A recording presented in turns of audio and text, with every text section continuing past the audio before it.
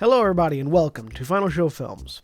I'm John, your executive producer here, and thanks for tuning in to watch or listen to whatever it is you're about to watch or listen to. In these trying times, we really do appreciate everyone that feels that we are worth their time, and we hope that we're able to give you something entertaining to while away the time as you spend it. We particularly want to thank those of you that feel like we're worth financially contributing to, particularly our $25 and up supporters on Patreon, who are Antitonic, Drevian Alexander, Cat Waterflame, Rowan Parker, and Samantha Bates. Yes, I read that off of a list. Thank you very much for supporting us. I know that in these uncertain times, finances are tough for everybody, so that you're willing to donate to us means a lot to all of us here, and we thank you. That being said, please sit back, relax, and enjoy. And we're live. Hello, everybody, and welcome back to Gran, Terra, Shadowfront. I'm John, and joining me today is William.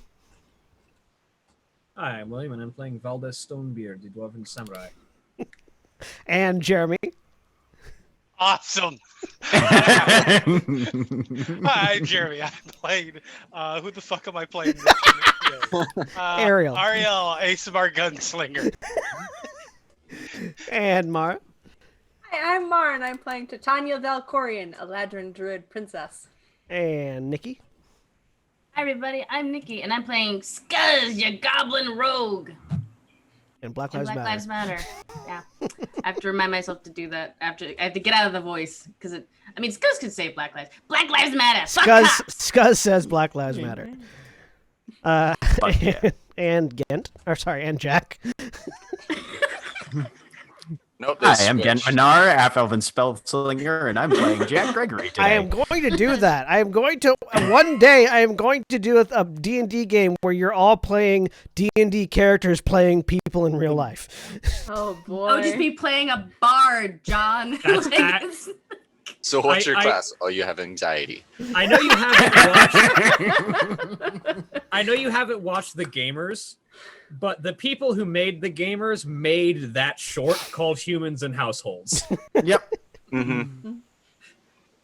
I mean, it's a recurring joke on the internet. Like it's true. It's a joke it's been that around. lots of people It's have been done. around. And Cody. Hi, Cody, and I'm playing Ithram Volar, Hobgoblin War Wizard. Aaron at the moment is not going to be joining us this week, unless they do. Hands in the air, wave them like you just don't know. Anyways, when last we left off, Ghent, Titania, and Valdeth received a visit from Titania's grandfather, Philanderil, who was responding in response to Titania sending her grandmother, Brava, a message that wasn't quite clear on everything. Philanderil just sort of walked through a doorway and appeared in Tehran because he's an archfey and can do that. At which point he gave Ghent a cream puff that reversed his aging, answered a couple of questions for them, and then took the fuck off again because again, archfey. So when last we left off, Ghent had just realized that he was back to his normal physical age. Well, that's Ariel's going to have some things to say. This is going to be delightful. All right, let's go home. Aye. Okay. Let's head back. I'm getting a little bit of temporal whiplash. The weird ache that was in your back is gone. You kind of gotten used to it to the point where you hadn't noticed it was there anymore, but now you definitely noticed that it's gone. But Okay. Right. the three of you return to the house. Those of you that are at the house, when they get back, you see Titania, Valdeth, and young Ghent. Hello. Now back to being young. You're a baby. Where did you go shopping? Actually, I think Scuzz and Ariel might still be at the house. At the manor. Are we still at the manor? Back. At the Minaar estate? Mm-hmm. I was gonna say, have they gotten back yet? Yeah, do you you'd think? already gotten back by this point. Okay. No, because we had the Yeah, you would have gotten back. You're by a this point. baby. I'm exactly as I should be. Buckets. You always wanted to be a baby. I'm just kidding. I know that you're old. Ghent just young lays now. Ghent just lays like a finger gun on the bridge of Scuzz's nose, like right between his eyes, and kind of gives him a little half grin. Remember, your finger is actually a gun now, so. The other hand. The non-gun hand. And no, he hasn't merged with that thing in like ages. Oh God, just It's merged still a- up accident. Been a whole Yeah, 8 yeah. hours. Like, all right, well, guess I'm making a new character. Just saying, when you have the finger of the profaned, finger guns takes on a different meaning. It's true, it does. It kind of does. Does finger bang also take on a new meaning? I mean, I would assume so. I mean, it happens a lot more frequently. Finger than go you'd bang, think. yeah. And and in a lot more social situations. finger go bang. I just picture now just Ghent just like doing finger guns at someone and then just suddenly and someone's dead. Pew pew. Anyways, yes, they would be getting back after Skuz and Ariel finish their reconnaissance at the Minaar estate. Oh yeah. Just stick with the cuff jeans. It's safer for everyone.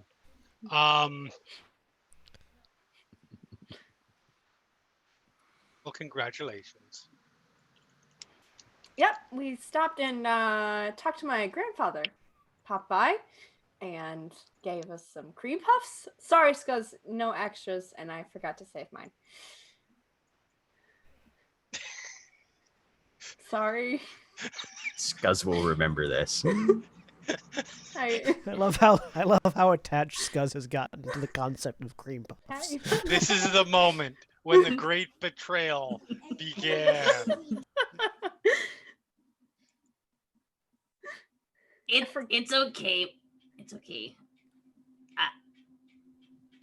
He'll bring me a cream puff next time, I guess. Maybe. Yep. I don't know. I could. Well, no, I don't have the thing. Scuzz, make a perception check. No. I don't trust it. A 21. There's a plate of cream puffs on the dining room table that you hadn't noticed before. Nikki's about to cry. Scuzz actually cries. And he definitely Wells tackles up. that. Just big old Studio Ghibli tears. Just runs for that plate of cream puffs. And just all of them. We visited. That's nice. Some of you are now subconsciously thinking, what else did he leave behind? Right? Yeah. Mm-hmm. And we Well- have established that if you step on Scuzz's toe, his head hinges back like the right? Like a trash can. Yeah. trash can. Yeah, right. Okay. Yeah. Goblin of holding. Yep. Just not Goblin of giving back is the only problem. Yeah. Well, eventually. No, that, I mean- yeah, no, it's the Goblin of devouring. Yes, that's more like it. Yeah. Well, tomorrow we have the Auction thing? job. Yeah, but Right. not much else tonight, right? Besides, Unless Ariel wanted to share Ration. what they found. What did they find? Remember, you found that you found all of the journals in the Minaar estate had been completely wiped clean, and not even like they had been Yes. erased, but like they'd been reverted back. Yes. No. Yes. to blank. And Oh, Scuzz has and, one. Scuzz has one. Yes. my grandfather said that if Holds up the book to Ariel. memory loss thing was probably demon. That was the sound of a Scuzz maybe, eating in the or back. devil, or I don't know the difference between all of them. Something we should kick it, and then it'll probably you have to defeat it to be able to bring them back, probably. Or if it's God, then it's not something you can do. Or if it's it's a fae, then you have to go and trick them into giving it back, which For the memory, yes. is carries an inherent risk with it, of course. yes. Again, I managed to retrieve one of your uncle's journals, and I think you'll find something a bit odd with it. And we'll grab the book. He spent upwards of a year in this. Do I recognize the book? I mean, I know you said there was no title on it, but just visually. You recognize that it. Yeah, you recognize that it is a book that was in his study. Yeah. We'll flip it open. Just look at all the blank pages. Well, that's There's nothing in it. not encouraging. Yes, it's not just like it was erased. It's like they were never used. Can I make an Arcana check on that to see what sort of can even conceptualize what sort of spell or thing would be required for not just modifying memories but also altering actual physical evidence? 19. The wish spell. Okay. That's the only one that comes to your mind. Mm-hmm. Presumably something more powerful than that could do it, but again, that's, God's fae, God's archfey demons or devils. Mm-hmm. Well, either he's got a monkey's paw of his own, or one of his friends, allies, patrons, masters, whatever. All of the books were like that. That is very good. That is a considerable amount of pull. Yes. Indeed. So he's been very good at covering any tracks. Would you like obvious evidence aside? Would you like me to see if it is currently under any? Yes, if you can find any sort of residual effect or anything like that, and he'll just hand the book over to Ithram. 10 minutes. Identify. There is nothing to identify about this book. Whatever magical effect, or if this was a magical effect, whatever effect is long gone. There's nothing I can tell from this. All right. Well, I'll find something to do with it. I like that whenever Ghent talks, it sounds like he's coming to us from the Starship Enterprise. Or whenever Jack talks, I should say. Yep. Sorry. Well, how dare you be streaming from a satellite?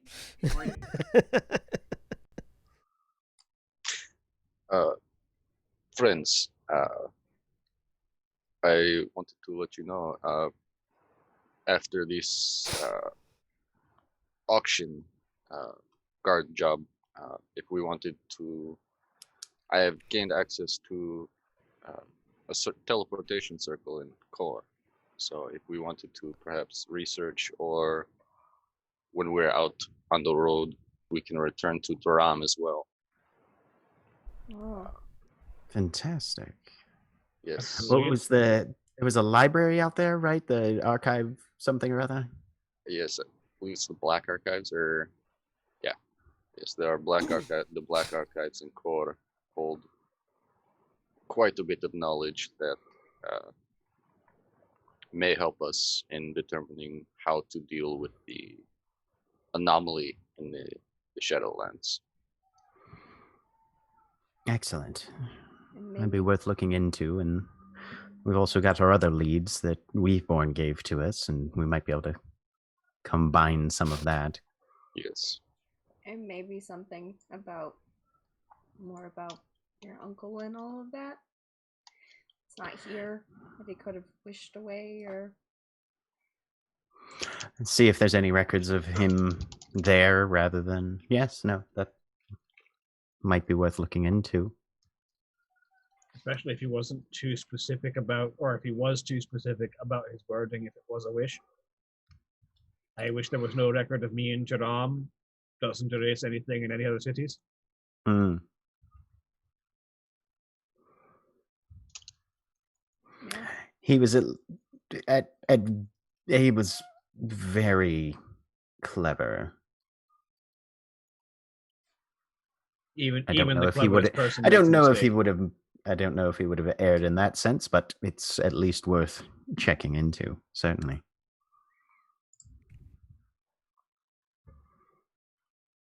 That's the thing about being clever. If you're clever all the time, when you make a mistake, someone calls you on it. Oh, you'd know that from I've noticed. experience, Lord Valdeth, says Tilra, smiling. Oh, I've got that personal experience, yes. She says, offering that same smile back to Tilra. Well, we also have the Geist wanted to see us again in 2 days, and Day after tomorrow, yes. yeah. What else? And specifically Ghent, not the group Yeah. as a whole. Mm-hmm. Right. Well, auction, Geists, and then if nothing else has reared its head, further afield works for me. That day would also be the day that you would expect Durin back. Would be the day you go see the that's Geists. The house. Okay. And we're also Cool. talking about going to Illinois, not Illinois. That's not it. Ilhanador. Elanador? Again. Mm-hmm. None of you get the R rolling right. I can't. I'm bad at pronouncing R's. Elanador. Ilhanador. Elanador. Um. I'm just lazy and American. Well.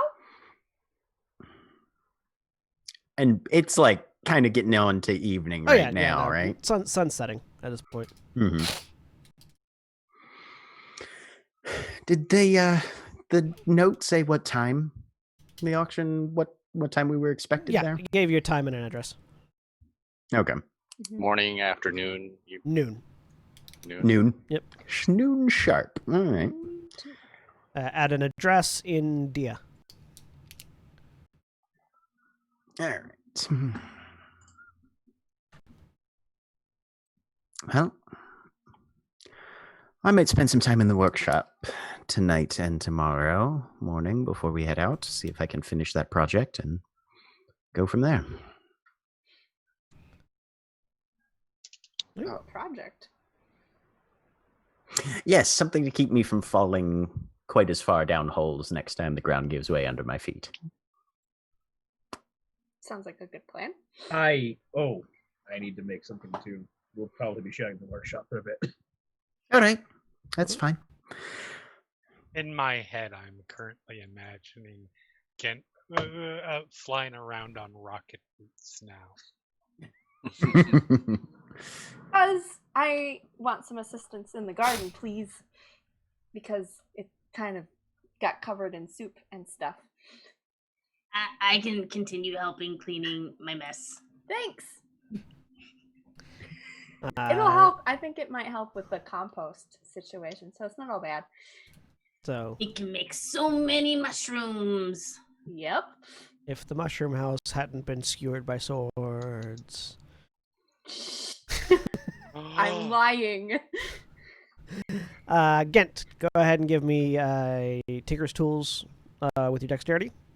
If anybody wants to help Ghent okay. out, you can help do so. I think I'm too busy building my own thing. I was going to say, I can again. help. Okay. Well, Aria will help, so you'll get I got advantage. tinker Cool. proficiency. Advantage. Awesome. With Dex. Don't fuck me. 17. Right. How much progress had you made last time? I forgot. Slightly above average. I was halfway done. So yeah, you actually finish it with this roll.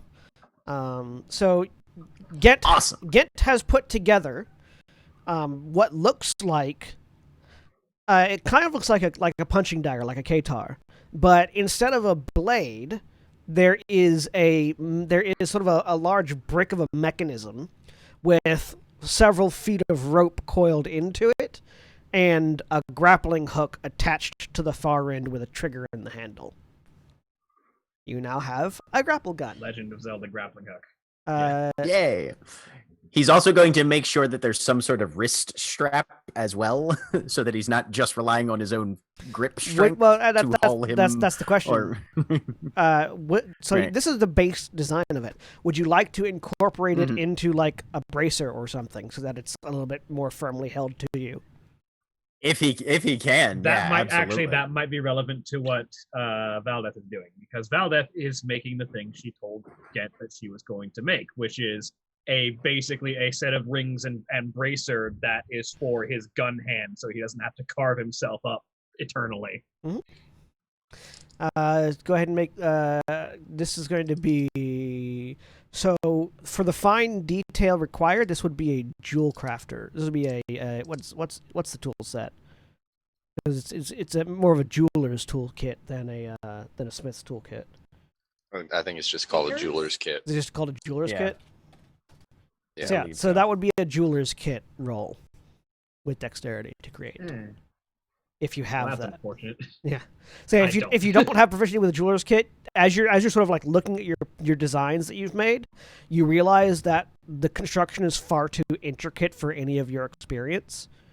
You'd have to go like hire somebody out to do this. You could make a bracer very easily with your smith proficiencies, but not the more intricate jewelry that you've sort of thought about.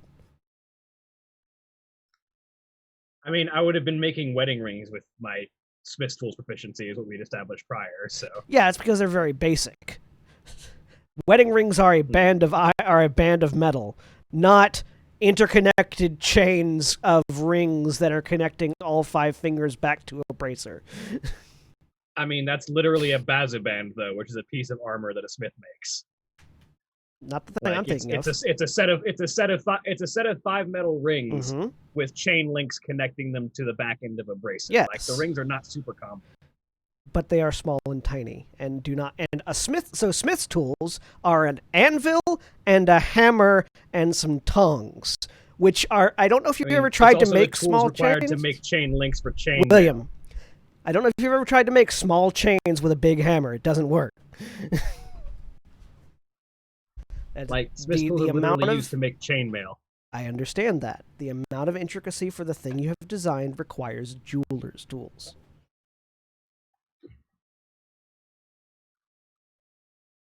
Fine. You can make something simpler if you want. I don't think something simpler is going to be viable for his spellcasting, is it? Won't know until you make it. And he tries it. I mean, she'll ask. Bracers are something that spellcasters can wear. Yeah. Yeah. Like magical bracers are something that you can absolutely wear. Yeah. Like she will ask him, what exactly criteria do you need on your gun arm to engrave into that doesn't have you carving your arm up? I'm guessing something along the lines of, and he's actually going to make an Arcana check for this one. Well, 21. Sorry, need to toggle off my advantage. Honestly, something simple that will have a level of field of area to it, decent contact with the skin, and then given the nature of the weapon I'm using, as long as there's space for it and it's in enough proximity that my ether can connect the two, I assume is probably going to be just fine. Might take some testing, of course, but it doesn't have to be anything, is it level of complexity. To make a bracer, smith's tools with strength.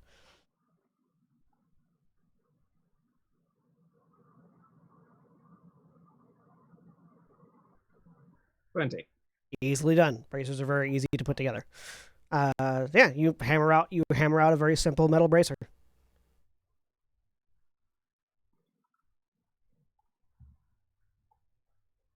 I'll try this tomorrow. All right. Mm-hmm. If you want me to try and mount that grappling hook to anything, I can.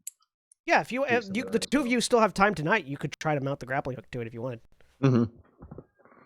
Can we put that on the other hand? Probably. Good.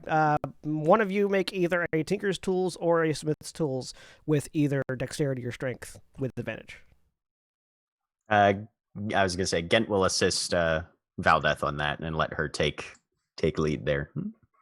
Step 1, chop off hand. 27. Step 2, Yeah. No, you disassemble the trigger mechanism and attach it slightly differently, so that now the trigger mechanism is actually part of a band that where the bracer attaches here, the trigger mechanism then comes up into your palm.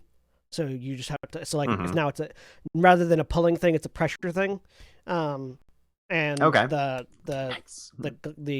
grappling hook Sits on the outside of the. Actually, would you rather it be on the inside or the outside? Because you could put it either way. From a practical standpoint, if I'm exerting pressure this way, I don't want something that then has to shoot up through my fingers and out. He's putting it on the back. Fair. I'm just saying, you can put it either way. asking for something to go wrong. Something to go Oops! Takes a finger. Now I'm mutilated. I don't want to be both Van Helsing and the werewolf, if you know what I'm saying. Yeah. You attach it to the outside of the bracer. Oh my god. There's a deep cut for everybody. Meanwhile, why would you remind me of that? Meanwhile, because Why? I watched the very first X-Men movie again last night. Meanwhile, And you all have to suffer with me. Titania and Scuzz. So you go out to the back garden. It's mostly, you guys actually mostly cleaned up the soup already. Oh. Yeah. Okay. I'm actually gonna kind of look around because I don't think I noticed before. I was busy with all the things. Gonna duck my head in and look at the state of the mushroom garden. It's been pretty thoroughly devastated. How bad is it? It's pretty bad. Shit, they're not gonna grow. No. Gonna have to get a new one made.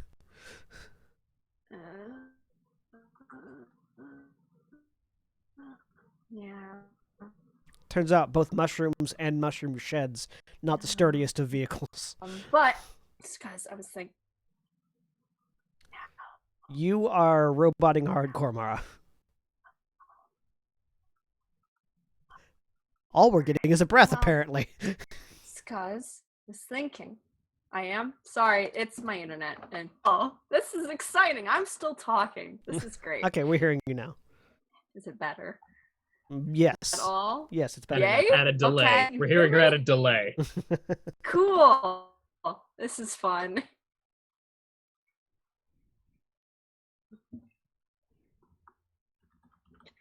And now we're not hearing you at all. Oh, wait. Oh, there we go. Yes. Thinking. Mm-hmm. This is going to go great.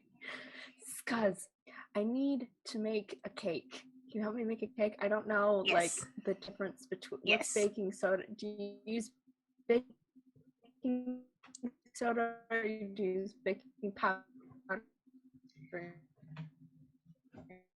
cake? One sec. Let me make a roll for Scuzz. Okay. Just a. Well, Ooh, that was really loud for some reason. yeah. You use baking powder. Okay. That was See, Nikki. I need you. You use Yeah. baking soda? To give it lift? I I think you use baking soda to give it lift. I think you use baking soda to make it big. Okay. You use baking powder. You use baking powder. I was right the first time. Should have trusted myself. Anyway, Instinct. Yeah. he got a 17 on his intelligence test. He knows how to make a cake. Okay. I mean, Scuzz also knows that you just put all the ingredients you think you might need into the Foodatron 3000 and hit the button. This is why I need your expert help, as I want to make the best cake ever. I'm thinking it's gotta be good. I was thinking we could use the machine thing, the Foodtron 3000. Yes. Okay. I want to do it tomorrow morning, very early. So set your alarm, or I don't sleep. okay.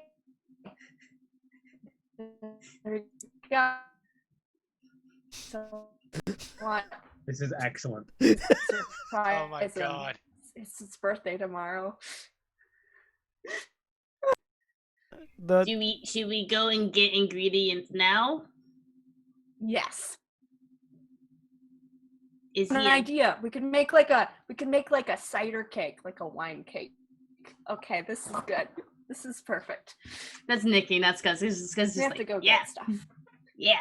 As you open the door to the kitchen to go back through, Tilra, who could hear the whole conversation, points to the counter where there is just stacked up all the things you need to make a cake. Yay! Do be careful. Thank you. I don't want to have to clean up another kitchen. We will. Definitely.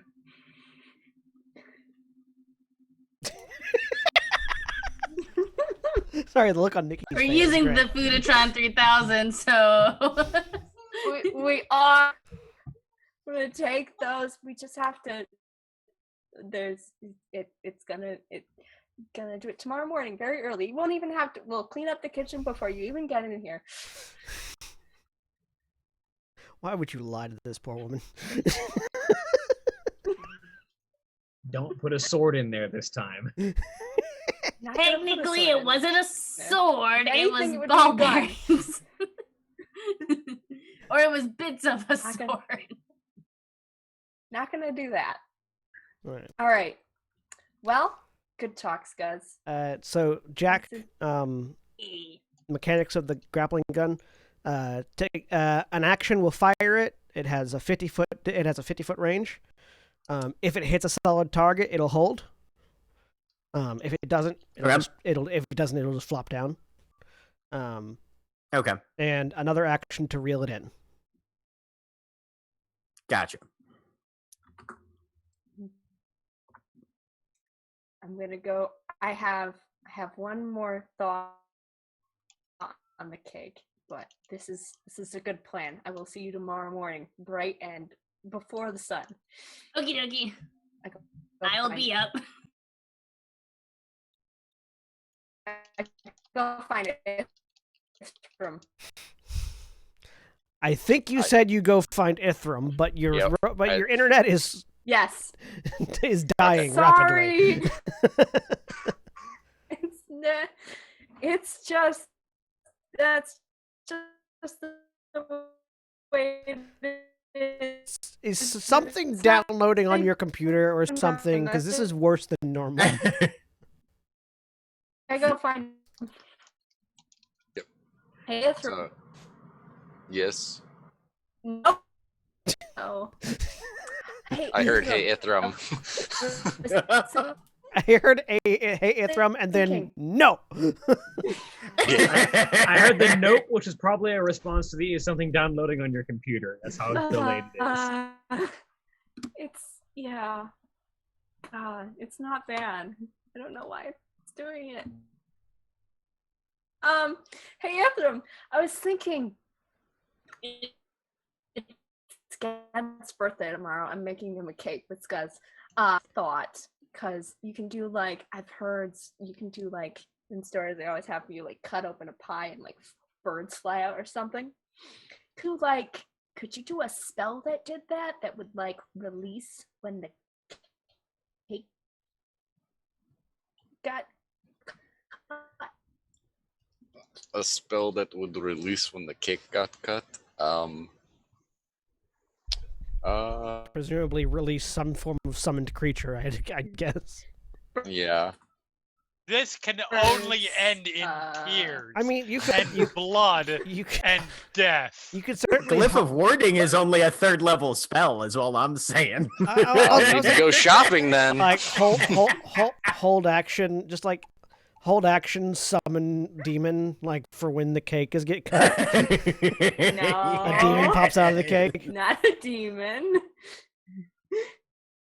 Oh, hey, Glyph of Warding is a wizard spell. Yeah. Of course it is. Yeah. It's like How much do you need for that? Would I have an idea of how much a spell of that power or that level would cost? I think yes, you actually have a price list. 3rd level spell scroll would be $750 base cost. If they have it, take about a week if they don't have it. if there is one prepared, we could probably find one for under 1,000, but I could purchase this. If they don't, it could take a week. But if his birthday is tomorrow, the moment will have obviously passed. I can try to find it tomorrow or tonight, but are any scroll is it too late for scroll shops to be open or anything? There are certainly some that are open all night. Like some of the ones that you have never gone into are definitely open all night. But that kind of spell shop. There, people use magic for all kind of things, man. And there went Mar. Oh. Oh, and there's goes Mar. Yeah, I mean, like people have needs throughout the day, and so there are shops that are open at various times throughout the day. Why do you need Featherfall at 1 a.m? Don't ask questions. Metskas. and that's the other thing. It's like if we're open 24 hours a day, we're not really asking questions about why you need these spells. Yeah. It's Look, from. I need summon elemental swarm right now. It's 3 a.m. I need a bunch of water elementals. I can't wait for me to finish adjusting these cameras, only for Mara to get back in. Moon is haunted. What? Grabs a bunch of spell scrolls. The moon is haunted. It's back in the capsule. Oh, that's not even the right one, apparently. Damn it. God damn it. Modifying the crop on the wrong image. I think Mara just dropped back into Roll20, so... Yep. Well, I'm going to continue trying to fix my face until such a time as I need to fix it the other way. There we go. Which is right now. Yep. God damn it. Okay. Hey, welcome back. Well, it seems to be better. Yes, it's because I'm on my phone data, which is better than the internet. Oh, wow. The fact that your phone data is better than your corded internet seems to be a problem. I don't have corded internet. I do not have, it's wireless, but this is a brick house. Well, what I mean is like I'm on the floor. internet that is corded into the house. Oh, yeah. No, that is a problem. Anyway, I'm here. If the problem's accessing your internet via Wi-Fi, I'd drill some holes and run some Ethernet cable. Yeah, I'm close to that. It is. I mean, is what it is. Like either drill some holes or get some Wi-Fi extenders. Come on. I don't know. It's a little expensive, Ithram, but thanks. Yeah. Would be a useful spell to have other than for birthdays. Okay. I have 38 gold. I will go get this. Do you happen to know any shops that may be open this late? You are a local, and well, the mail order catalog, does that deliver anytime the mail services? Yes, but I believe it takes a day, and the scrolls that I saw in the catalog, believe me, I scoured it. Yeah. Do I know Fortunately. of any shops that might be open still? Give me a history check. Okay. Oops, that was the wrong button.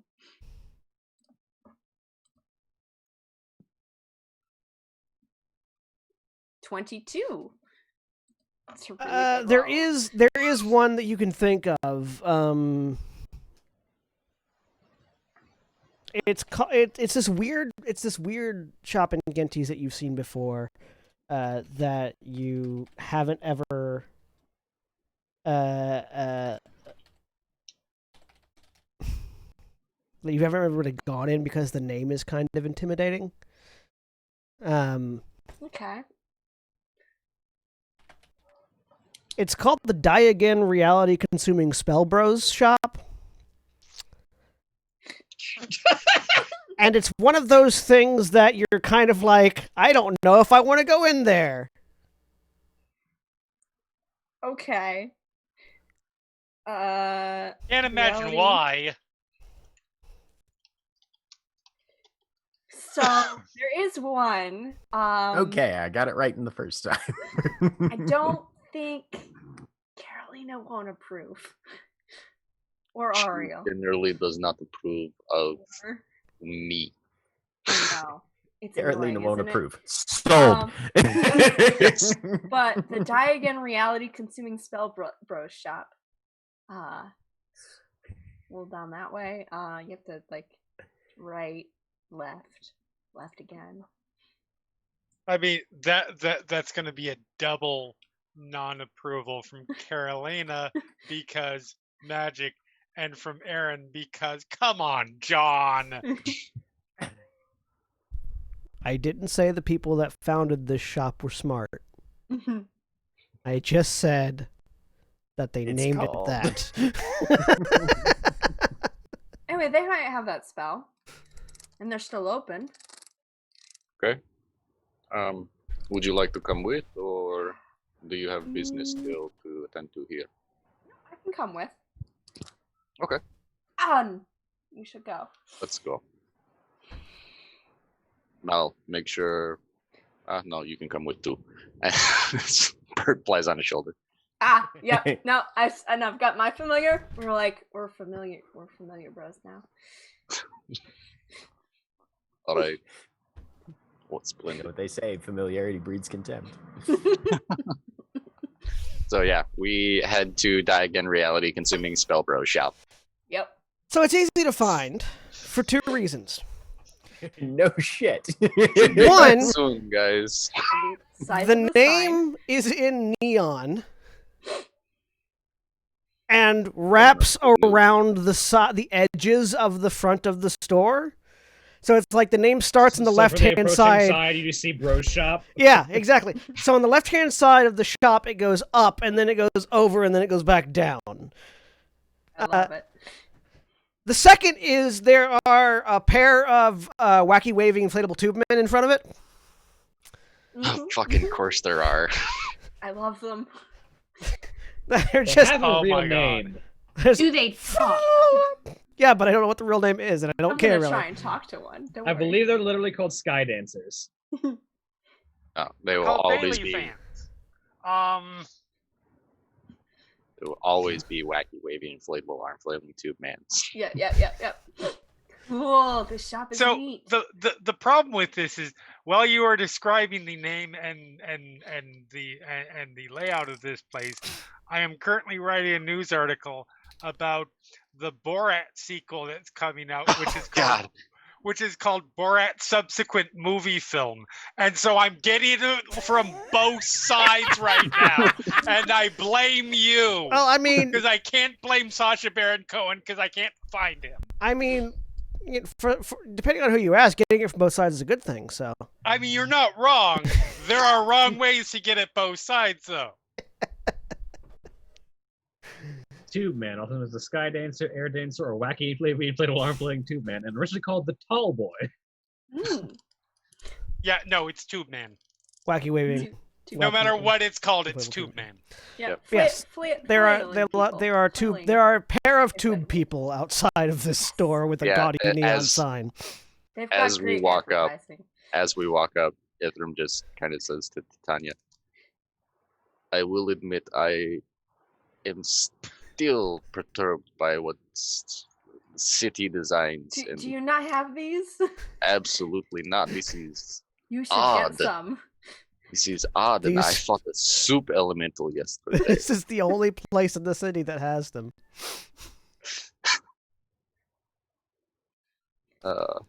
So it's a gem.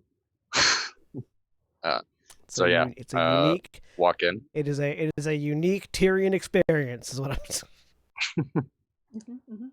Clearly, they invented the damn things. You open the door. There's a bell. There's a bell jingle, but it's not a bell jingle like there was a bell and it hit the door.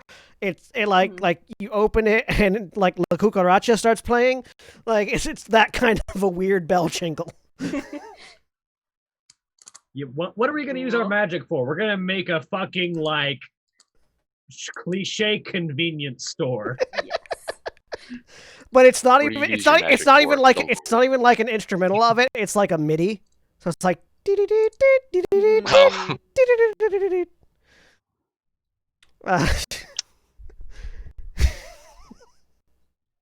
This is definitely This is like Interesting. Podunk Town convenience store in the middle of a fantasy world. Look, all I'm saying is a ton of linen bed sheets and a permanent gust cantrip. That's all you need for those tube guys. It's true. Quality stitching. I could do You need that. quality stitching.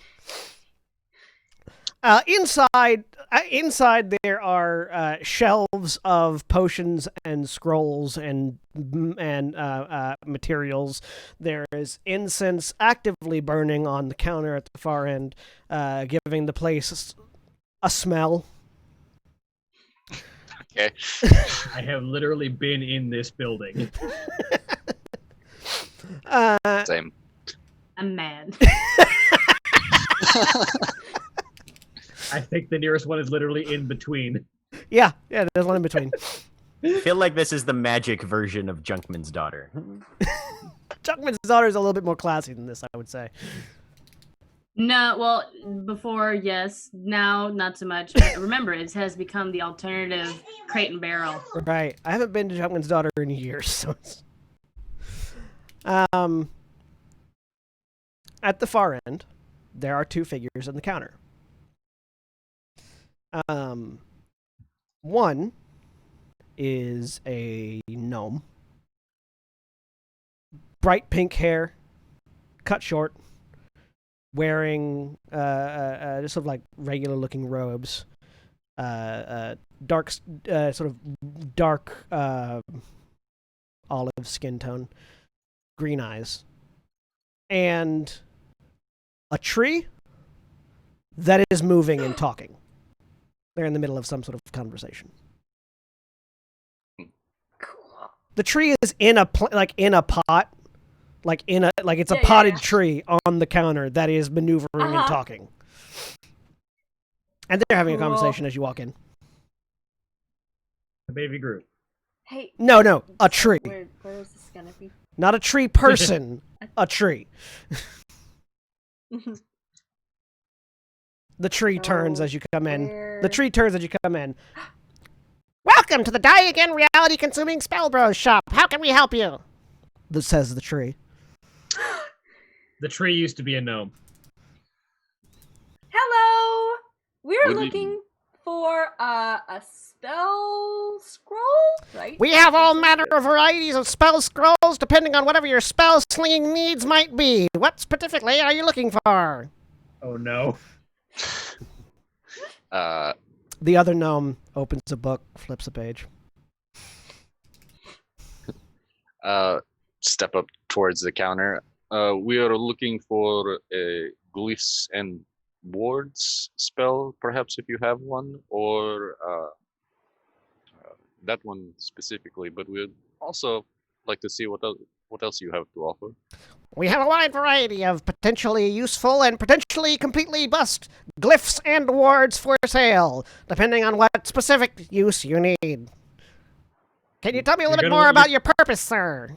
You're gonna want to give them the exact spell, or you're gonna end up with the man at the store told me this is what you wanted. So 1 second. Let me actually look up. An apple suddenly fruits on the tree. The tree then plucks the apple and begins eating it. You're not certain how. There's no mouth or teeth.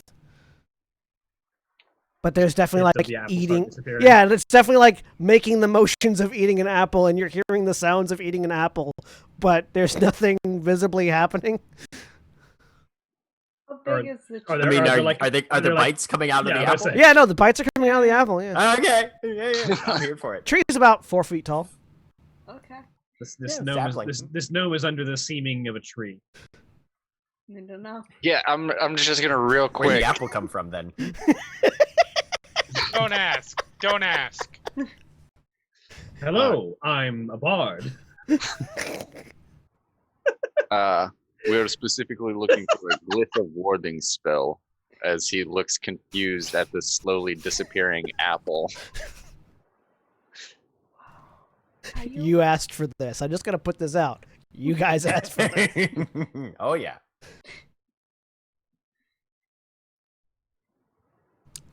We happen to have several varieties and varietals of that very particular spell. Oh no. If you simply check along that wall, says points over to one wall, and as he points to the wall just unhinges from itself, rotates, and a new set of shelves are there. Wow. Impressive. We're in Gnomish Dave's shop. Thank you. I will go over and peruse and see which one looks like it will actually function the way that I want it to. Give me an investigation check with disadvantage. All right. Dave's Grapes and Grape Shot shop. Investigation. 21. There's a die again and reality There's consuming one are thing in he's the good name at. for a purpose. So look at you. So there are several different versions of the why is the name of the spell leaving my brain? Glyph of warding. Glyph of warding. Yeah, glyph of warding. Several of them seem to be textual typos. Like you're looking at there's the glyph of warding, there's the glyph of mooring, there's the glyph of warning, there's the glyph of warring, and there is a glyph of warrening. But For the Star Trek fans, there's a glyph of warping. There's a glyph of warping. there's also a glyph of morphing. There's also a glyph of morphine. Mm. Oh. But And there, that for Gent's birthday. but there is indeed at least one scroll that is the glyph of warding, and it is a wizard design. Okay. Yeah, he'll pick that one out. Is it just the glyph of warding spell or scrolls over here? Or are there other scrolls as well? Yeah, there are other scrolls as well.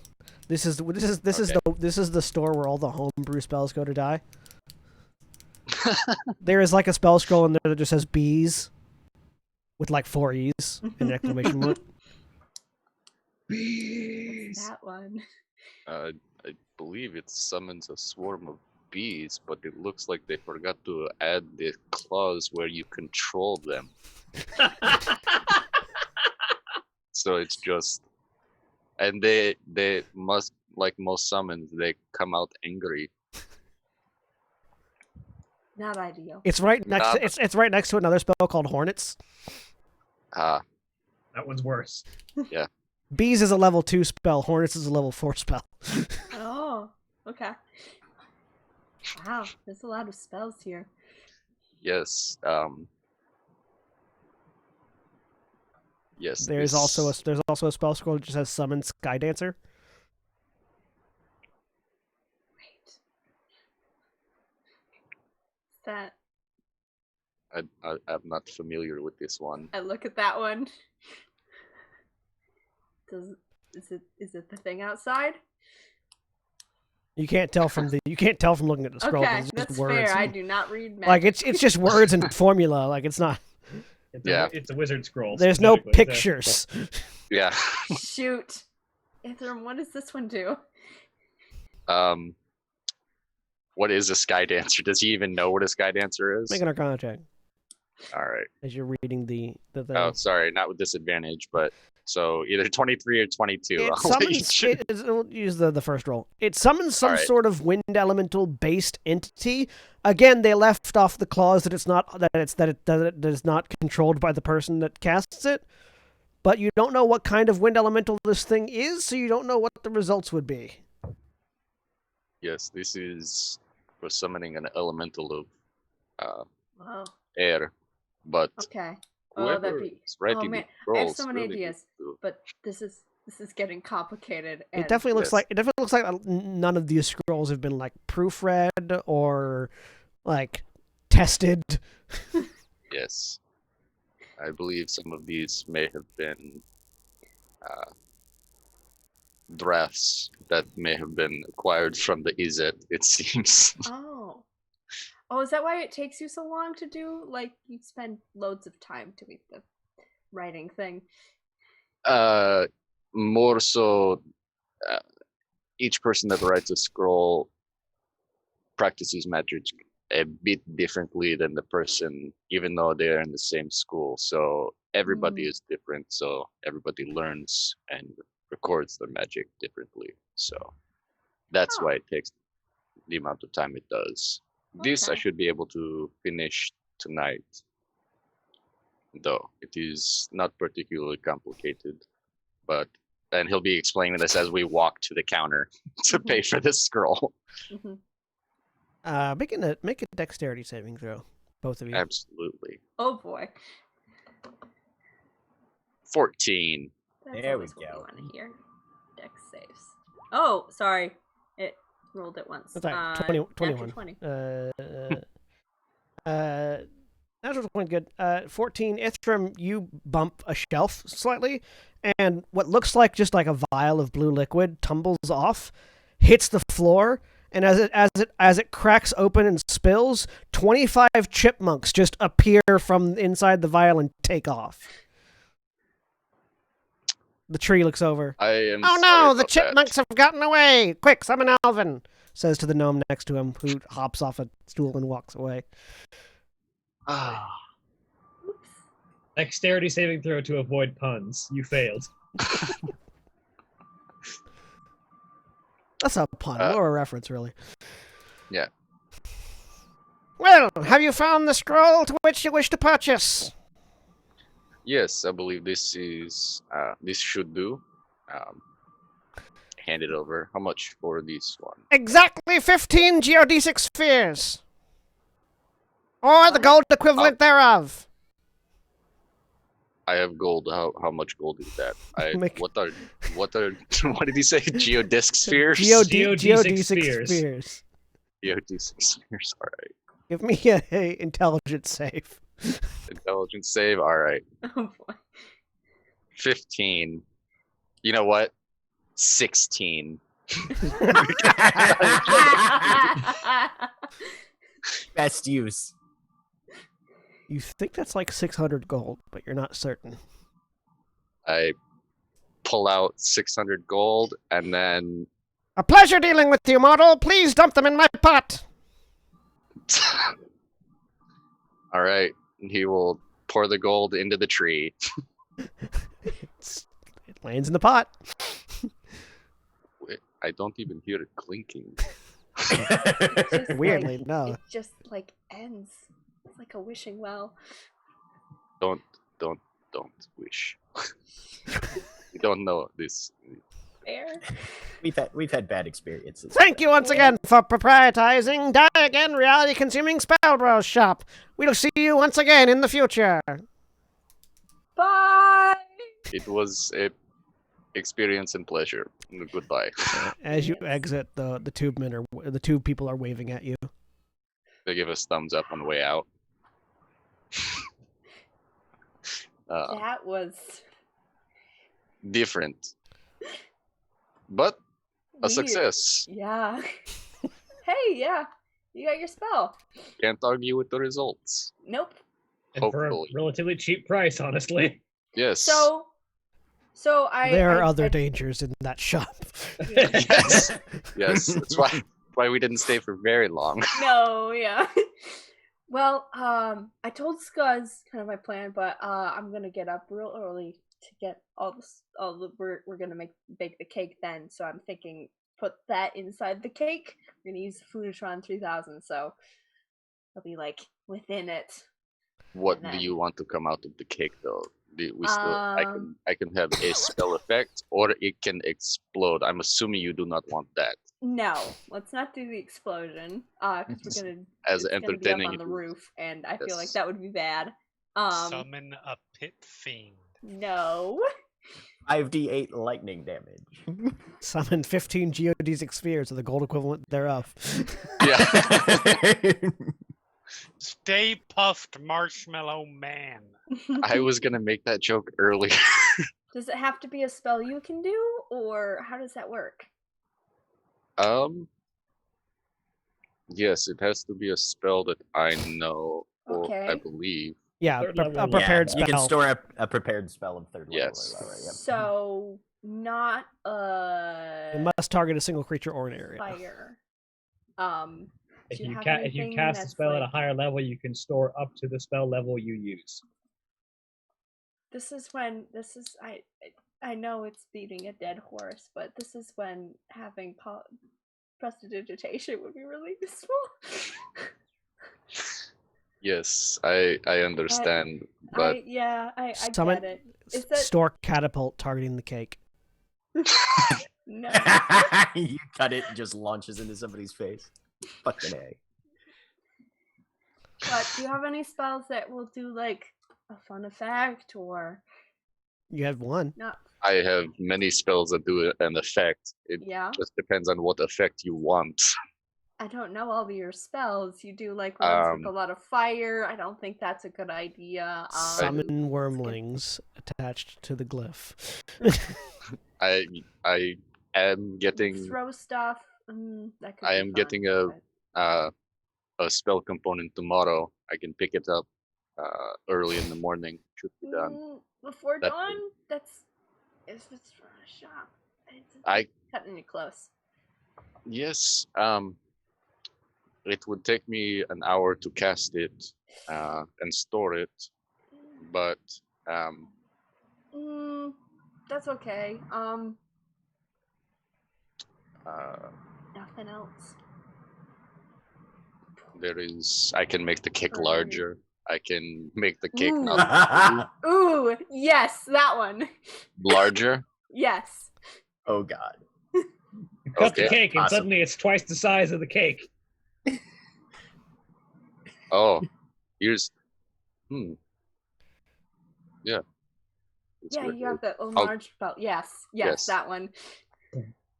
Yes, if you made it, How maybe comical if you heavy? made a very tiny cake, and everybody when you cut into it, it just expands Yes. to the size of a couch because it probably will. Whoa, okay. Perfect. Yes, that one. Thank you. Thank you so much. What's the Ithram. weight increase on enlarge? 8 times, I believe. Oh, no. Cool, cool. So from medium to large, let's see. Is a cake a small object? Yeah, though? the weight is multiplied Depends by on what 8. kind of cake. Yeah, it is. Yep.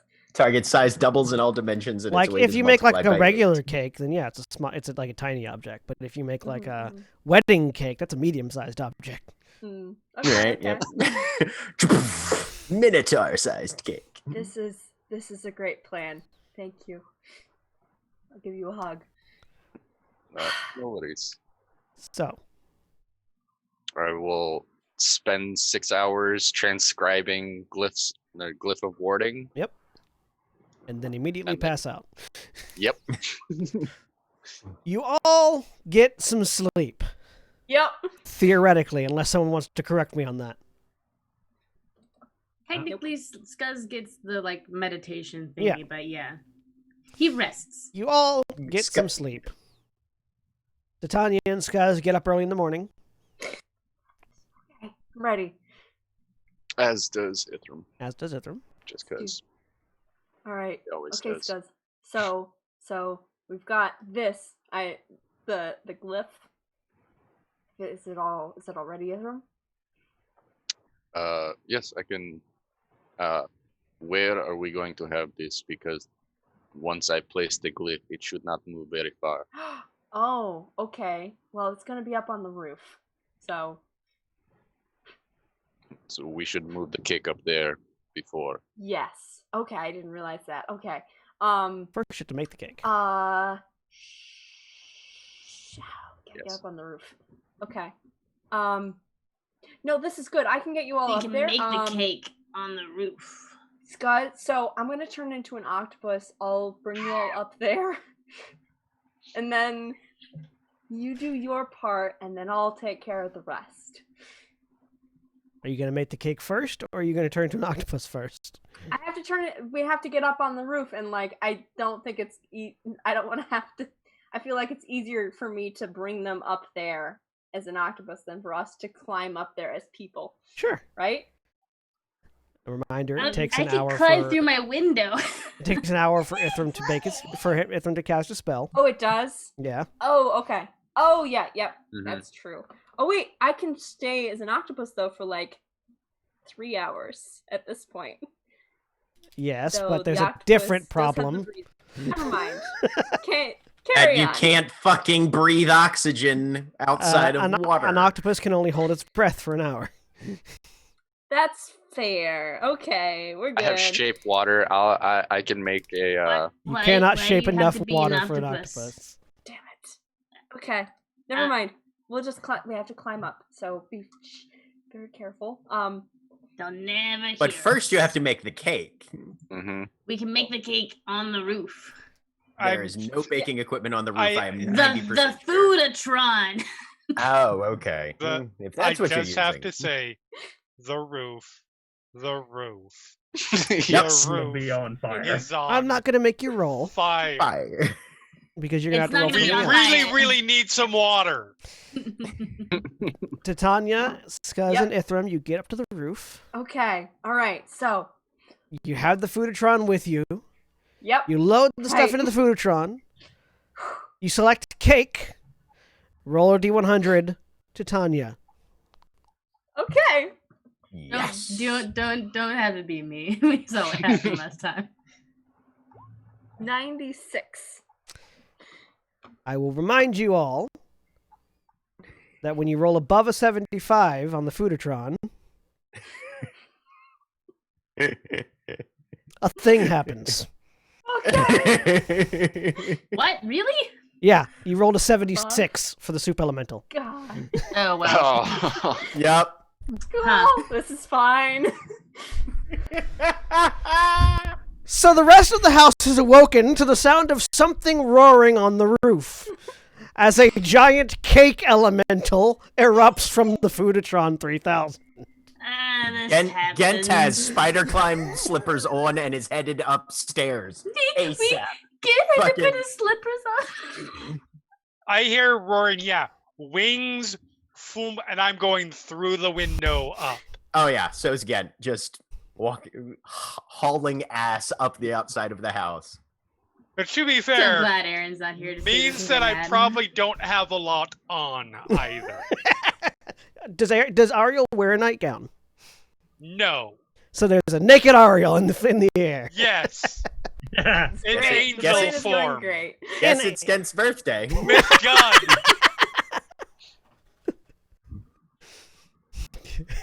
Ariel, you might want to put some armor on. We're fighting a cake. Yeah, Gent literally is wearing pants, slippers, and a holster. I'm So glad it's a new day. Because gonna need everyone to roll initiative. Yeah. Yes. Where's my token? Oh, whoops, hold on. Let me give Scuzz is over here. Not having taken his long rest. About to go into a fight. Yeah, don't do that. Oh my god. Where am I? This is not an earth elemental myrmidon. This is a cake elemental. I don't see Gent's token on here, so I'm just gonna roll. Really? Really? Maybe I'm just blind. Scuzz? It's Down right here. down here. Yep. Yeah. Ah.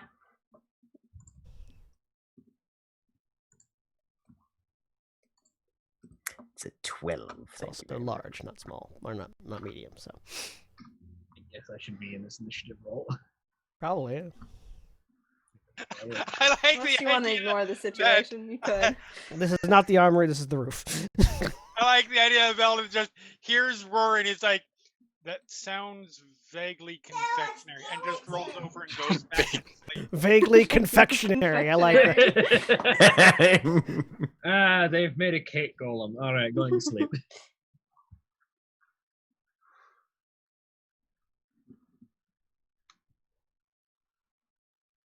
All right.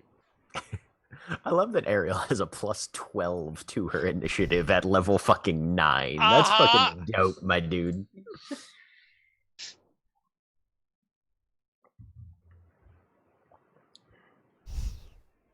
Let's see if it even gets a turn.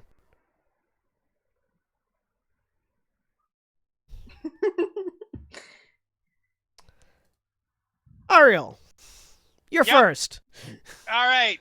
There is, as you fly out, naked as the day you were born, wings up, gun in hand, because you sleep with a gun under your pillow, I'm assuming. Yeah, she sleeps with both guns. Yeah, under both her guns. pillow. Yep. You see what looks like a wedding cake gone wrong. It is a 7-tiered monstrosity that is of large size, with a sort of a gaping, toothy maw opening up from the middle of it. And where there would be like a husband and wife figure, there are still figures, but they are eyes. And sort of like blinking as it looks down. And in one hand, there is this large, fondant cudgel. Yes. Jesus Christ. Don't get hit by the fondant cudgel. It tastes worse than icing. So she stops in sort of midair, looks at it, is like, no, this isn't happening. And we are firing guns. First shot,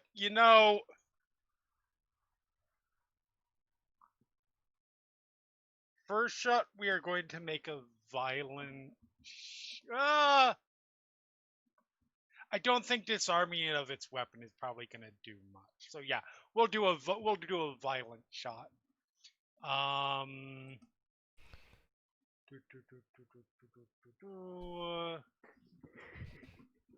Yeah, Ithram, you're right next to it, so 16. 16 does so the bullet impacts and then sinks into the cake. It doesn't look like it did any damage. All right, second shot's going to be. I'm just gonna advantage it. Deadeye shot.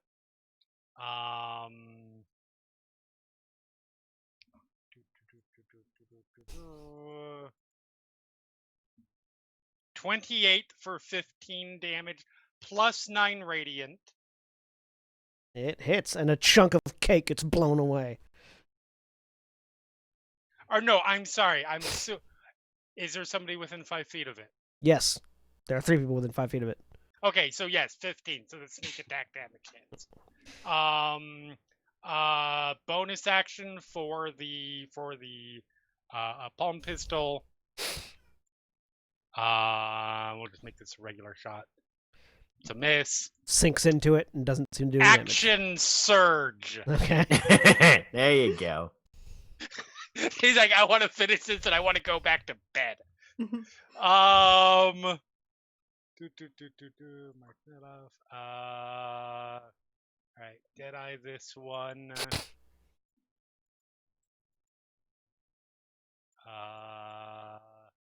22 for 12 damage. Yep.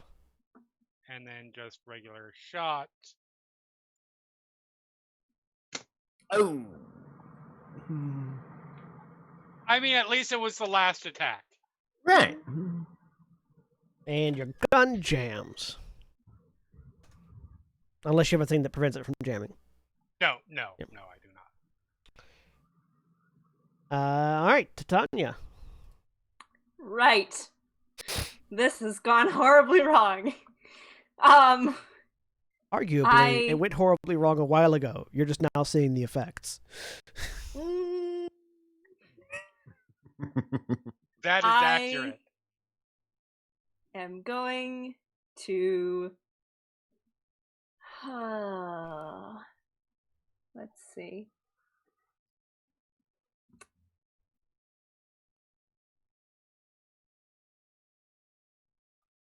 Dun dun dun dun dun dun dun. Yeah. Dun, I was looking at stuff. I'm gonna polymorph it. Okay. So it needs to make a save. Yep. What kind of save does it need to make?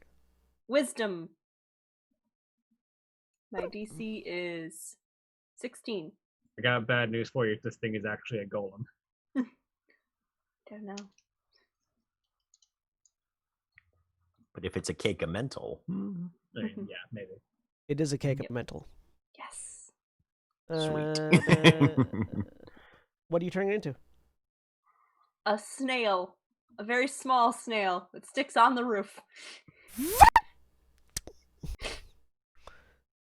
This giant cake suddenly shrinks down to a snail. I pick up the snail. You pick up the snail. That didn't go quite like I had planned. And as Titania stands there on the roof holding a snail that was once a cake elemental, that's where we're going to take a quick break. If you're watching on Twitch, please stay tuned for these commercial messages. If you need to stretch your legs, get a drink, get some food, deal with the cake elemental on your roof, go do that. We'll be back in a few minutes.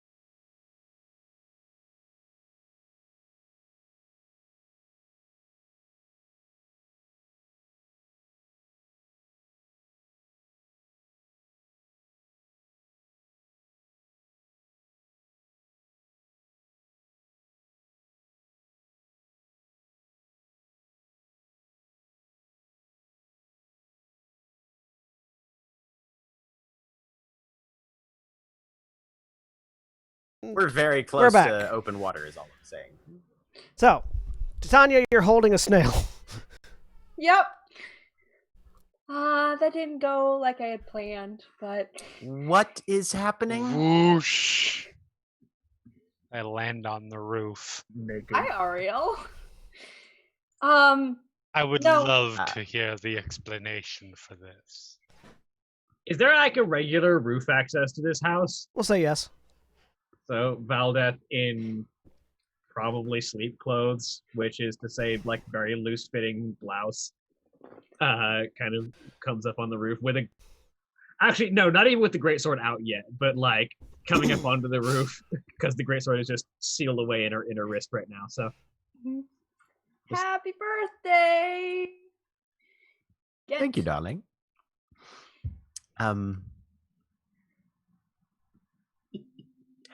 Is this a Valkorian tradition? No. All right. One of my own design. Yeah, and the Well, I think it's going to be. okay. what just happened like all of 2 minutes ago? We A Quite cake malfunction. monster appeared. the oven backfired It's again. a snail. Oven Now, backfired. And As yeah, she's busy unjamming her gun semi-irritably. yeah. Is that just taking action? Or is it a might Tinker's even Tools just be a- check? I think It it's a might Tinker's just- Tools check usually. Yeah, I believe so. Valdeth looks over at Ghent.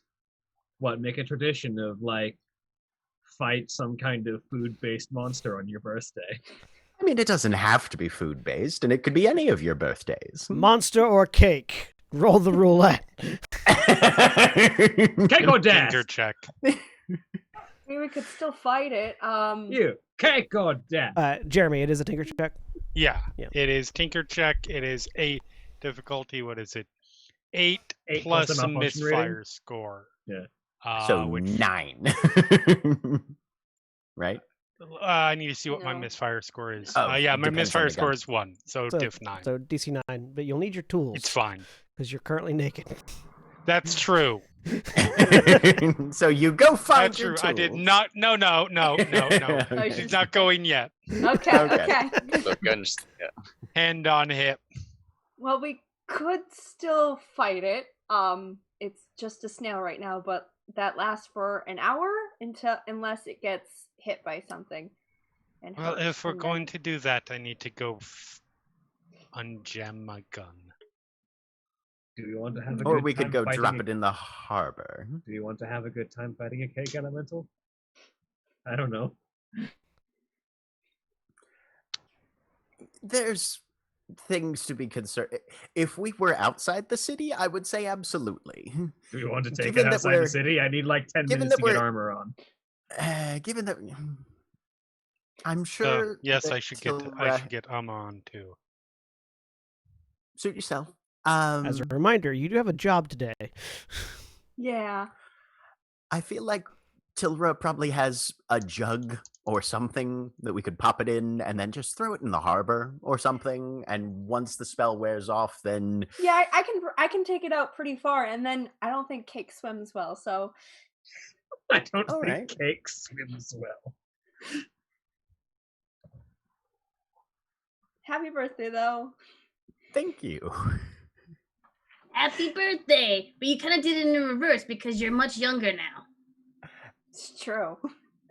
Yes. Well spotted, Buckets. And older at the same time. I It's a- have big eyes. Make a perception check, Ghent. Okay.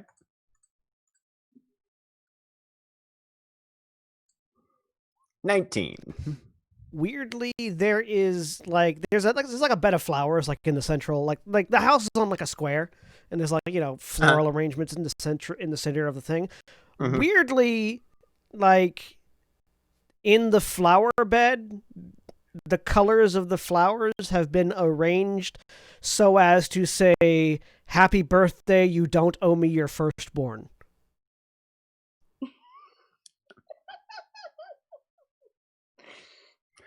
feel like I'm marrying into a much better family. I would agree. In multiple ways. I mean, depending on what opinions you form whenever you meet mine, you might say that to two families, but I don't know. I don't know. We'll find out. Anyone Someday soon? want a ride out to the harbor? I'm gonna go. Yes, Amigo I for a would. bit. Perfect. Okay, I am going. Hand me that snail. Gently. Very carefully. Dexterity save. No, I'm playing. It glares at you because it still has its like mind and stuff. I think. Right. No, wait, it doesn't. Yeah, including mental stats. So Yeah, no, It it's still a snail has, right it now. still has its personality. It still has It's an angry glaring at you. personality. So angry snail. Slowly crawling up your arm towards your throat.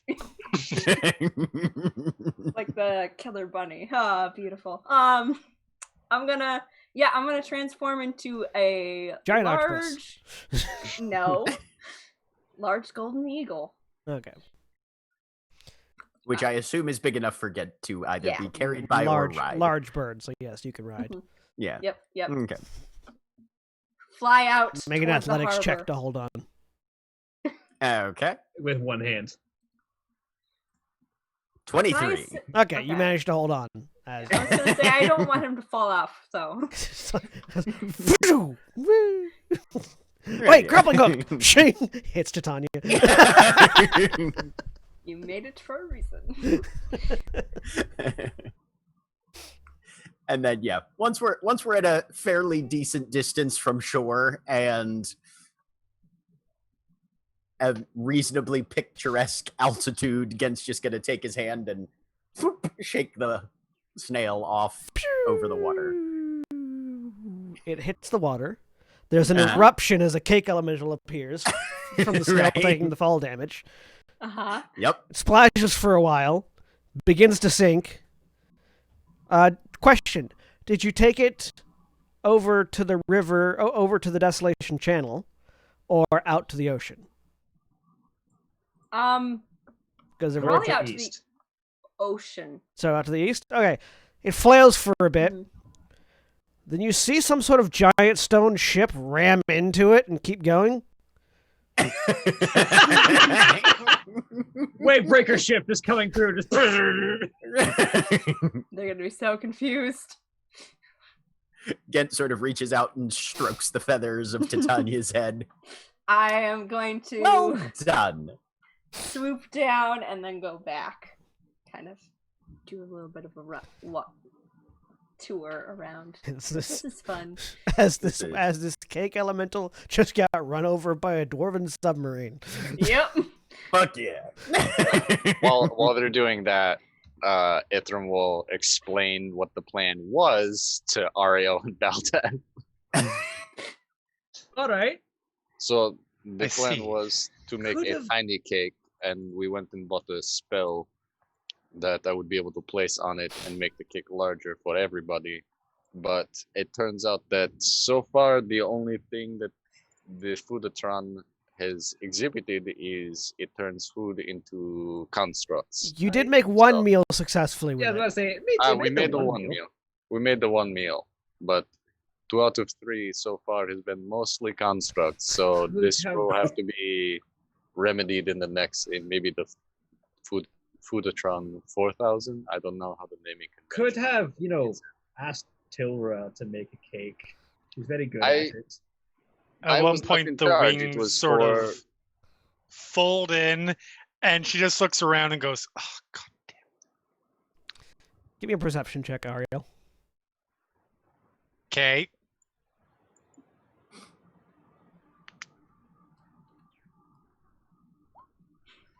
31. Of course.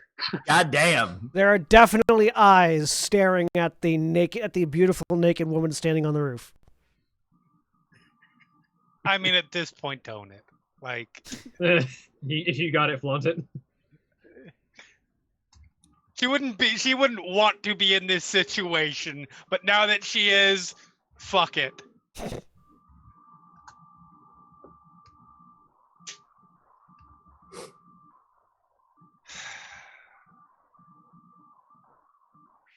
So what have we learned? The Foodatron should be saved for enemies. We should get a job where we're a catering business. That That's sounds not. like literally the worst Until idea. we take over the auction. No. You misunderstand me. Or is this an assassination unit? Yeah. I like the idea of taking the Foodatron into battle and like dumping food into it. It's like, all right, food golem, and he just makes the food properly. Yeah. I mean, if that happens, it means that once we're done, we get to Snacks. chill and have dinner. Yeah. Yeah. We're done with the fight. Win-win. The rest of you can also see the message now in the flowers that Ghent saw first. It just says, "Wait, happy birthday, you don't owe me your firstborn," is all it says. There's no addressee, there's no from whoever. You think that's meant to be an encouraging statement? A comforting one? That's actually a reference. 2? There was when Philanderil, I believe is his name, out of character. Yeah, Philanderil. When Philanderil, when we asked Philanderil if he could fix the aging effect on Ghent, he said, "You probably don't want me to do that unless you want to owe me your firstborn," sort of an archfey thing, and then gave him a cream puff that fixed his aging anyway. I see. So the references to that. Right then. Less of a reference, more of a clarification. Lucky him. Archfey can, I've heard, can be very fickle. So have I, but apparently they like birthdays and family. We absolutely do. You hear a voice from nowhere. Fuck. There's no one there.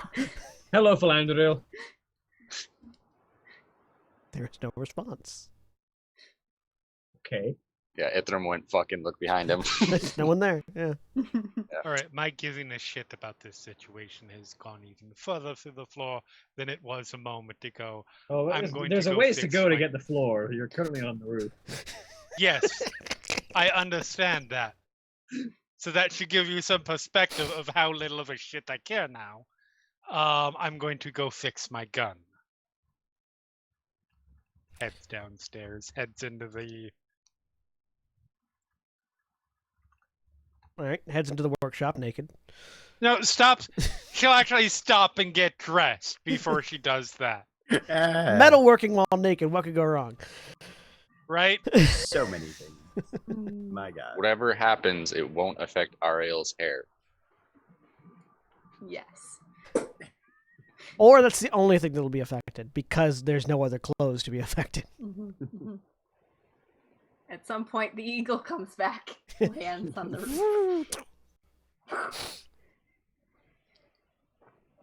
Elemental taken care of. Splendid. Courtesy of the ocean and a dwarven submarine. Yes. Ah, I haven't seen one of those in ages. It's kind of terrifying looking. It's cool though. Have you ever been in one? Was that the ship that I actually came here on? You would have come here on a wave breaker. Yeah, it's the only way to cross. From Morn to here, it's the principal way to cross the ocean. I came to Terra in one. Wow. Under the water. Huh. So Just below the waves, basically. Like, it doesn't actually go underneath the water all that much, but it doesn't ride the waves either. It just punches through the waves. That's why they're called wave breakers. Most dwarves tend to get seasick very easily unless they've got exceptional constitutions, even for dwarves. So rather than deal with the rocking of riding the waves, they'd rather just punch through them. It's a much smoother sail. Fair. Slower, Congrats, but you have smoother. Exceptional constitution. Yeah.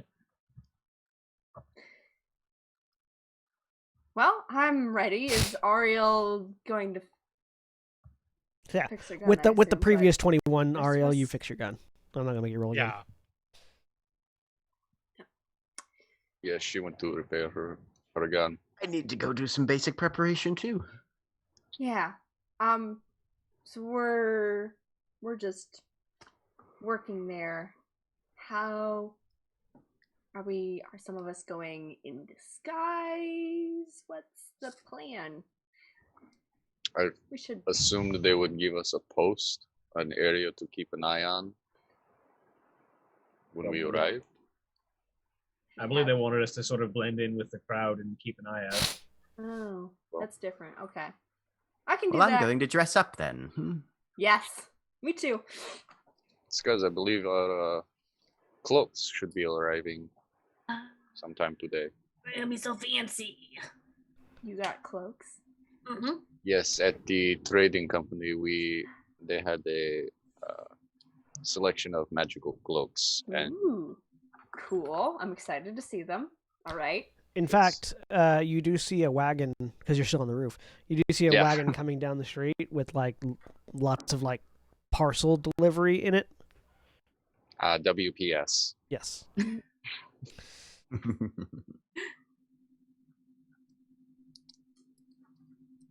Which is No, go for it. Sorry.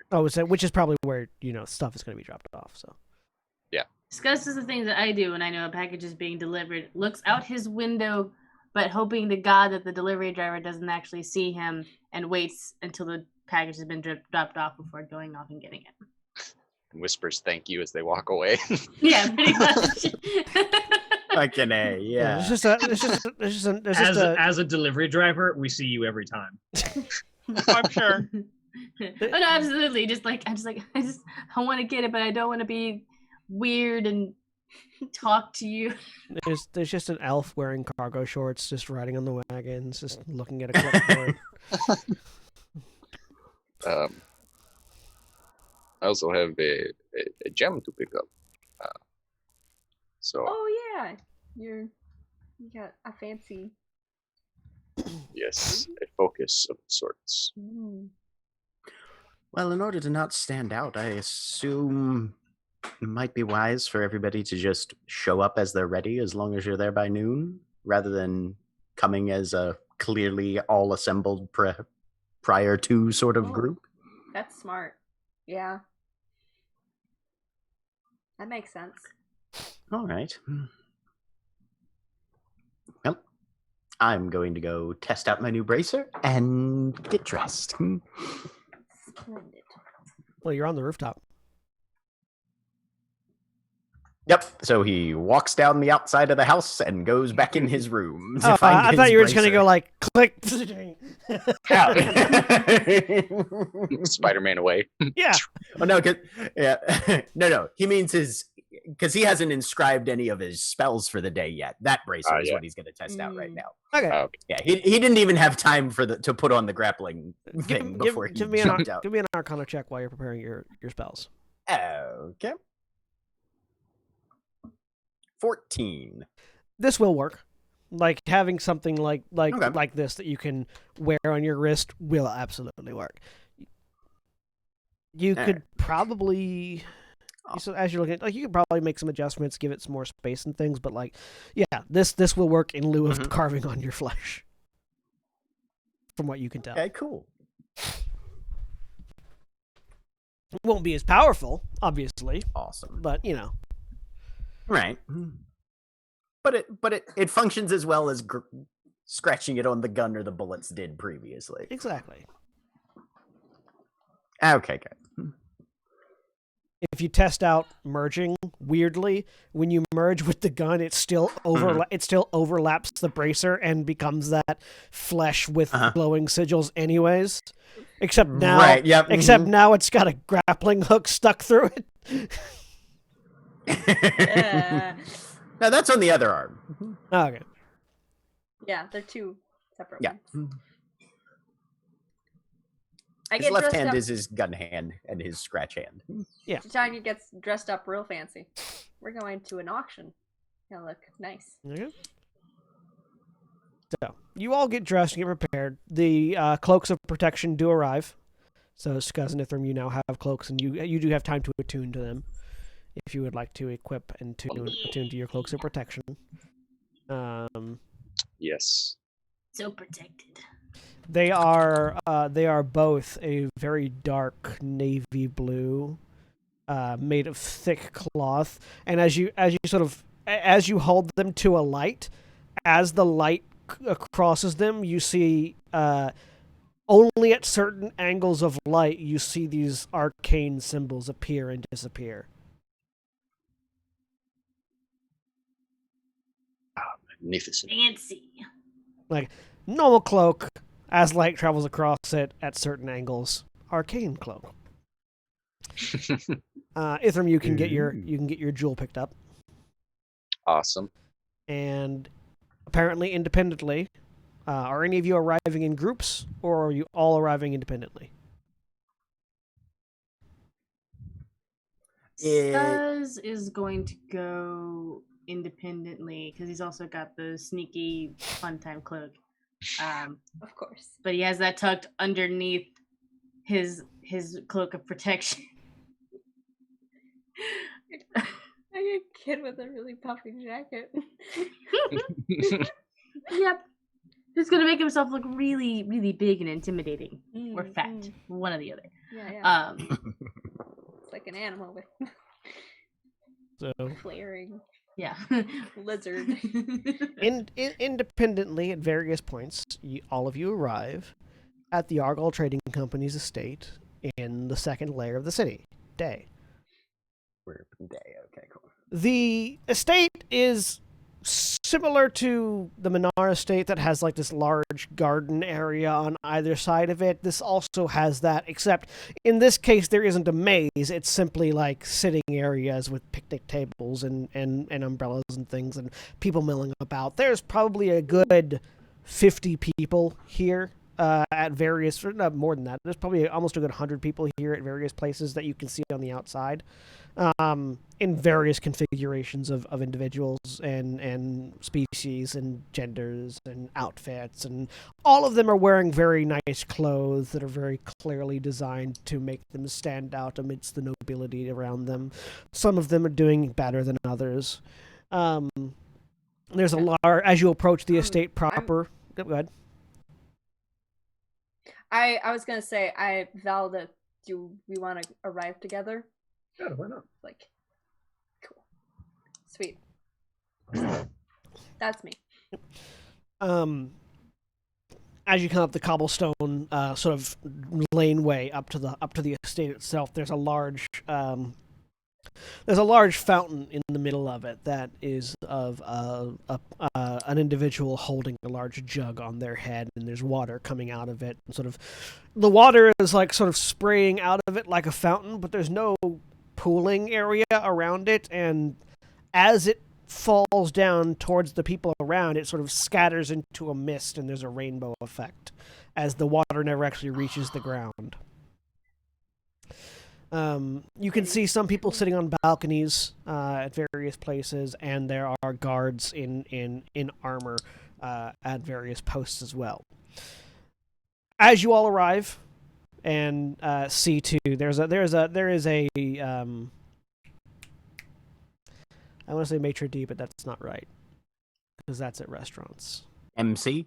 Auctioneer? No, there's like a person that's there to sort of see to guests as they arrive, and I can't think of the name of that thing. But Concierge. Yeah, concierge.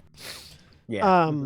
Who, as you introduce yourselves, gives each of you a sealed envelope. Compliments of Master Argyle. Oh, thank you. Thank you. And so you all receive instruction on. You all receive this envelope. You are told that the cloakroom is in the northern wing of the manor, and the auction will be occurring in the southern wing of the manor. Okay. Okay. Are we given specific places we should be, or just patrol? Do you open the envelopes? Yes. I was gonna say, yeah, Ghent's gonna go inside and open on his way to the cloakroom. Yeah. In the envelope, there is like sort of a message that seems to be from Cal Argyle, just saying, "Welcome, enjoy your time here at the auction. Be on the lookout for individuals, particularly outside of the auction room itself. Anyone who seems like they are sneaking around away from crowds or up to something within the auction room itself. I have reserved for you. I've reserved for you the table closest. A table close to the far end of the auction hall, which is where the entrance would be. So like, there's a table over here, basically, where you would have reserved seating, so that you could be able to see all the people as they're maneuvering in and out. Are there refreshments being served? There anywhere? are throughout the establishment. Okay. There are people with trays that have food and drink on them, sort of maneuvering through the crowds of people as you come in and come through.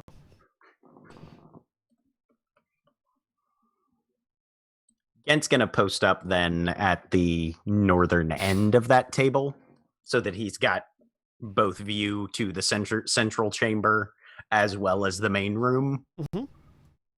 Look, I don't want to typecast, but there's one guy standing there, and he's probably just the captain of the guard, who is wearing the spikiest of angry black and red armor. You recognize him as the captain of the guard that you met at the Argol Trading Company.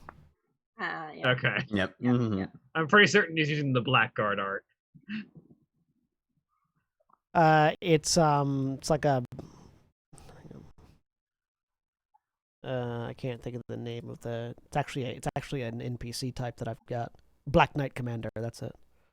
Yeah. Okay. Yep. Which is it's black armor with red spikes and like a vicious looking. It's awesome. Ariel probably with her passive perception at least would notice, and anybody else who's looking, he's actively not trying to hide it. This is probably the first time you've ever seen Ghent actually wearing his Minaar signet on the index finger of his left hand, rather than on a chain around his neck under everything. Well, I guess we'll mingle. I was gonna walk around and see who's here. Would you like to join me, or? Sure, let's take a walk.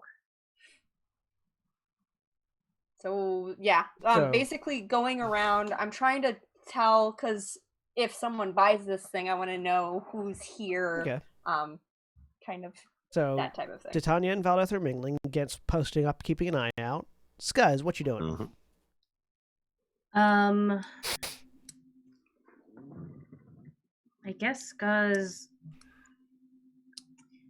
tugs on Ariel's pamphlet. He's like, do you want me to stay put, or do you want me to go find it? Discreetly, perhaps. It would not be the worst idea in the world to know where it is. If it's somewhere that we can't get to, I'm fine. But if it's somewhere open. Okie dokie. And then Skuz will put his pearl in, and just like as and he'll like mingle through the crowd a little bit, and then he'll try and like find a like spot that he can like dip into, and so no one's watching him, and then put on the sneaky time cloak, like the cloakroom. Which there are people in there, but those are people that are they're having slight conversations as they're putting away their cloaks and things like that, which is what a cloakroom is for. Mm-hmm. Go ahead and give me a Constitution saving throw as you turn on the sneaky time fun cloak, or the fun time sneaky cloak. Oh no! Hold on, no. I have inspiration. Okay. I have inspiration. Oh, good. That's what it's there for. Radiation sickness. Do you also have the lucky feat? Do you also have the lucky feat? I do have the lucky feat. Would you like to reroll? Yes, I would like to reroll. Stay a luck point. 8. Why do you have my die rolling currently? I don't know. Give it back. No. It's mine. Thank God. There you go. Okay. You are not poisoned by the cloak as you activate it. Yay! Ithram and Ariel, what are you two doing? You go first. Okay. I'm posting something. Alright. As he as he's in the cloakroom, he's going to cast Enhance Ability on himself for Owl's Wisdom, just to help him keep an eye on everything. And then he's going to just head up around here.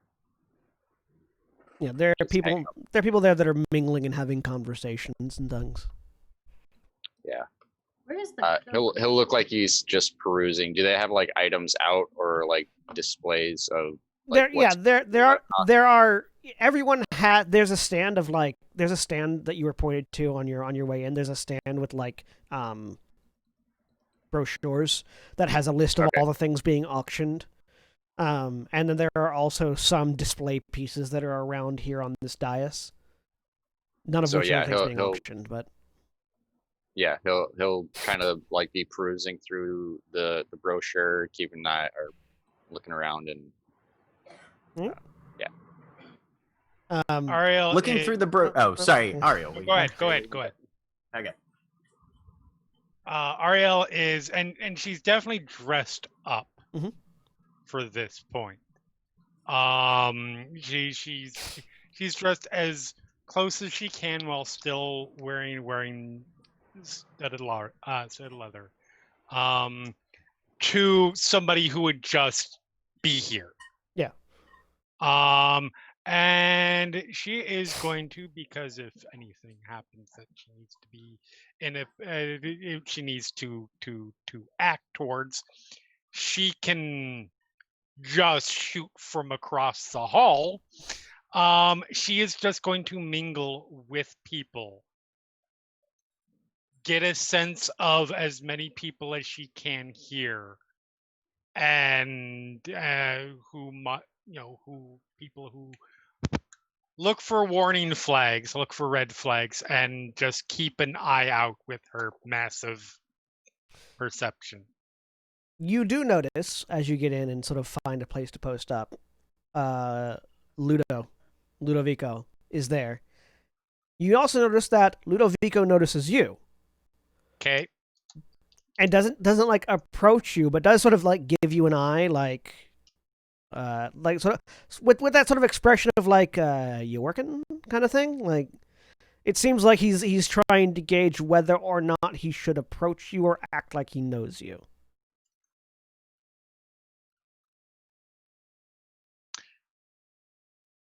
She will. She will. She'll just raise her glass and sort of gesture in like greeting as sort of a fine. We're doing this. Yeah. Feel free to approach. He'll raise his glass back and head over to you. Hey, see you found yourself an invitation. I did. See, you did as well. Oh, Not yeah. Surprising. I mean, I was gonna be here anyways. That's why I offered you an invite. Is there something is there something or someone in particular you're looking for here? I could help. I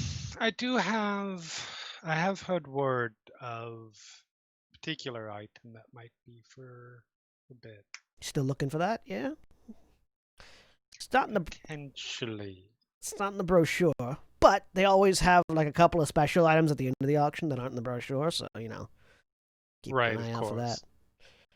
I'm sure you might have heard something or another about it, if it's potentially who might be offering it. No Anything word. that might give me an idea. No word on who's selling it, but I know a few folks that are looking to buy it if it's there. Don't know. Really? Yeah. Don't know that it is if it's there, of course. But yeah, if it is there. And he sort of indicates across the room. There's a sitting distinctly apart from the rest of the people at the auction, not in a way that seems like other people aren't wanting to approach them. But in a minute, it seems like they've got a pair of guards there that are keeping people from approaching them. You see a contingent of drow, purplish blue skin, long white hair, all of them wearing sunglasses because it's bright outside. Right. Sitting at one of the tables close to the far end of the auction room, where the auctioneer will actually be working. He points over there. We got a royal family coming out of the woods. What's the name of that forest? What's the name of the forest? I don't know. What's the name of the forest? Oh, it's the one to the. It's the one to the east of Core. Yeah. West. Mirkwood. I don't know. It wasn't Mirkwood. It was something else. Anyway, it gives you a name. Got a royal family coming out of the Drow courts up on the continent on the other side of the Desolation River, or Desolation Was it Canal. literally the Forbidden Forest? No, it was something else. Anyways, coming from that forest. Yeah. They're coming out here looking for magical trinkets and items. What do you know of them beyond what they're looking for? I don't know specifically what they're looking for, though. If they're looking for anything, they're looking for that. They recently... So, you know how the old Elven Guard up there were really super xenophobic and were, like, killing people that were entering the forest? They killed them, took over the courts there, revolutionized everything, and opened the gates. Turned it from an isolationist nation into just a free-for-all. They've been doing a lot of trade with the Argyle Trading Company, specifically coming out of Core. And I've heard word they're looking to expand into Desolation.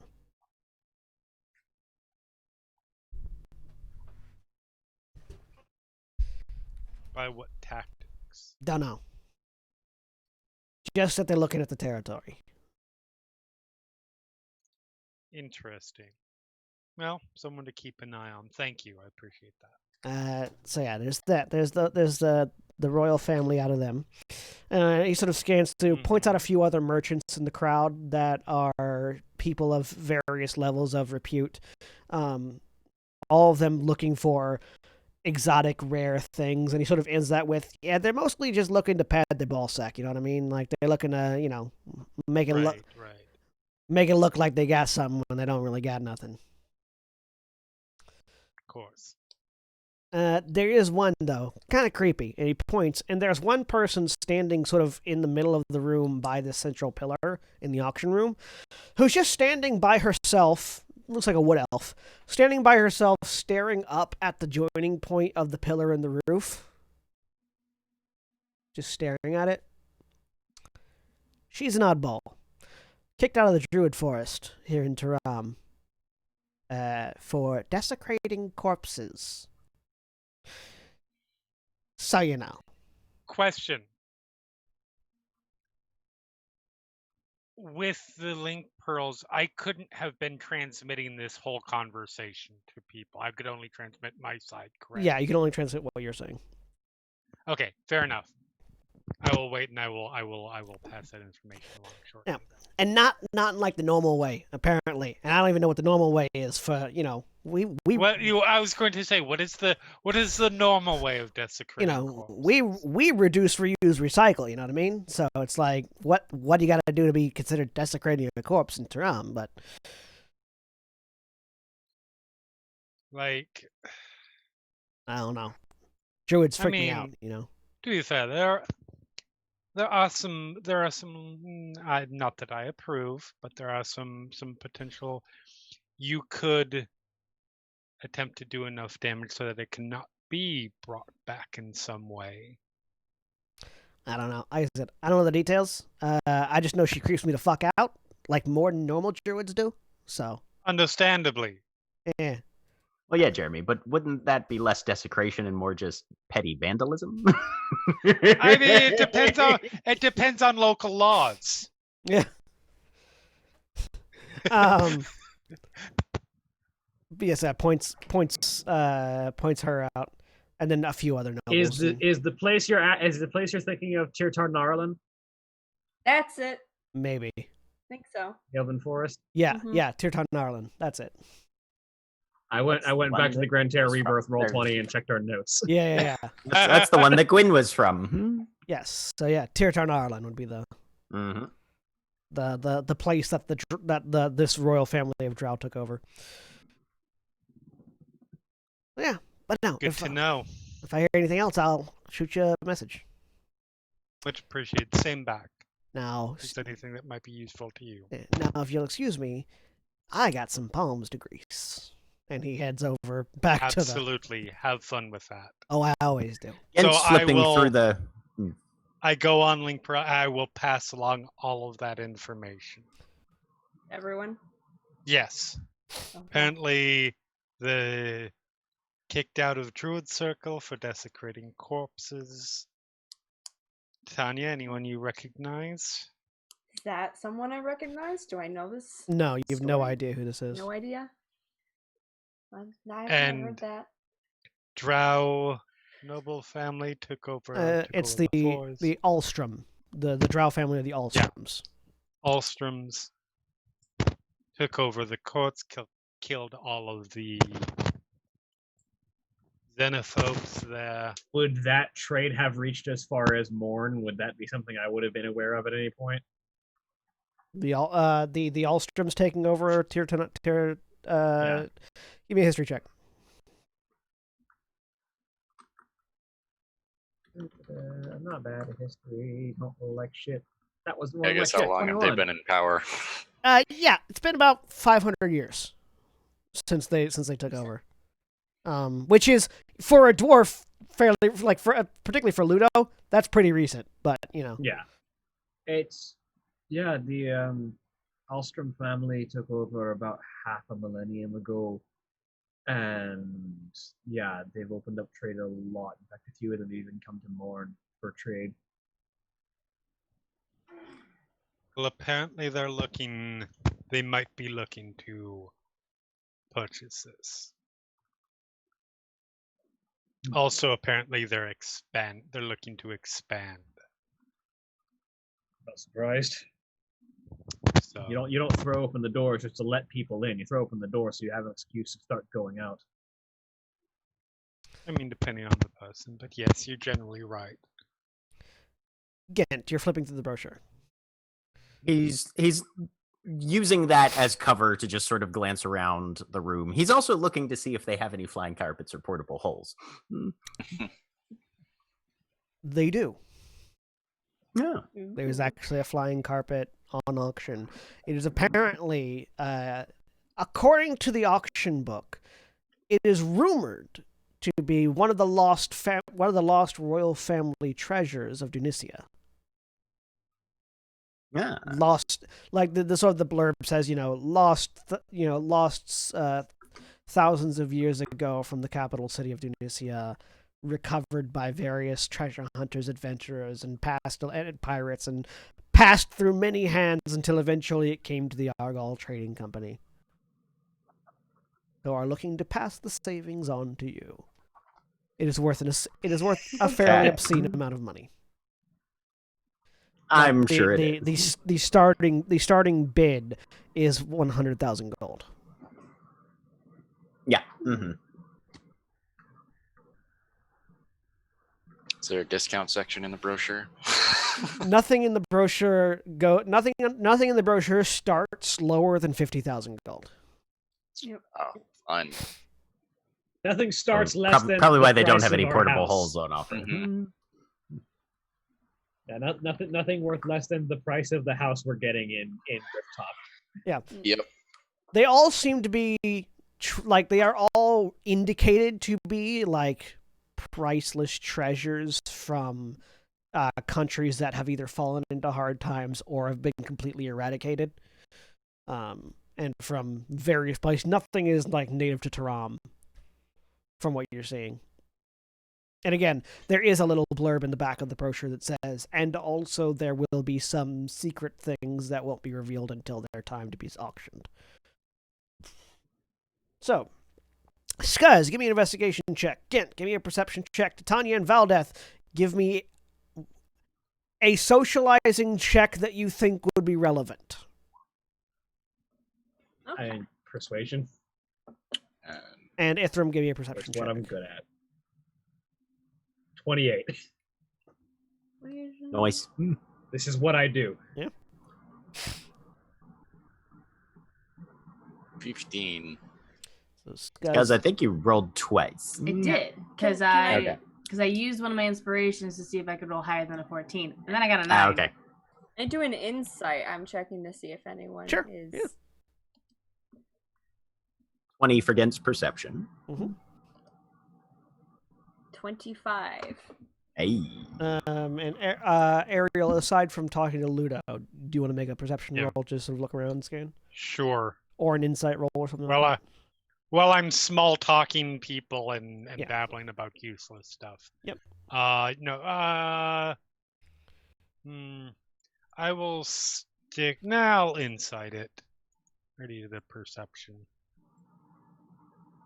Yeah. Okay. 15. Ghent, from your position at the door, with your perception, we're going to start there. You do see a few people that the guards stop and escort off the premises that were trying to, like, sort of social engineer their way in here without an invitation. Gate crashers. Yeah. Nice. Outside of that, most people here seem very interested in the mingling that they're doing and consider the price of the auction or the price of the invitation to be worth that, from what you can tell just from the way they're behaving. No one at the moment seems to be acting particularly shady. Aside, again, from the royal family, the Alstroms, that are who have guards that are keeping people away from them, but with the understanding that they're royalty, that's probably a reason. And that creepy druid up there who's staring Yeah, at the who's- roof like, what, she wants to bring it down? Okay. Scuzz with a 14 investigation. It doesn't seem like Oh, any... did you want me to roll stealth? You are currently invisible, and there's a lot of stuff going on. Yeah. You're Perfect. You don't need to roll right now. You're just investigating, so you're pretty. There's a lot of things. There are so many bonuses in your favor that it would be nigh impossible for you to fail. So, Okay. If you weren't invisible, I would have you roll stealth, but you are invisible. So, there doesn't seem to be any place on the first floor that any treasures are being hidden. The guards are really tightly controlling stair access, and you're sort of seeing that only, like, auction personnel are going up and down the stairs.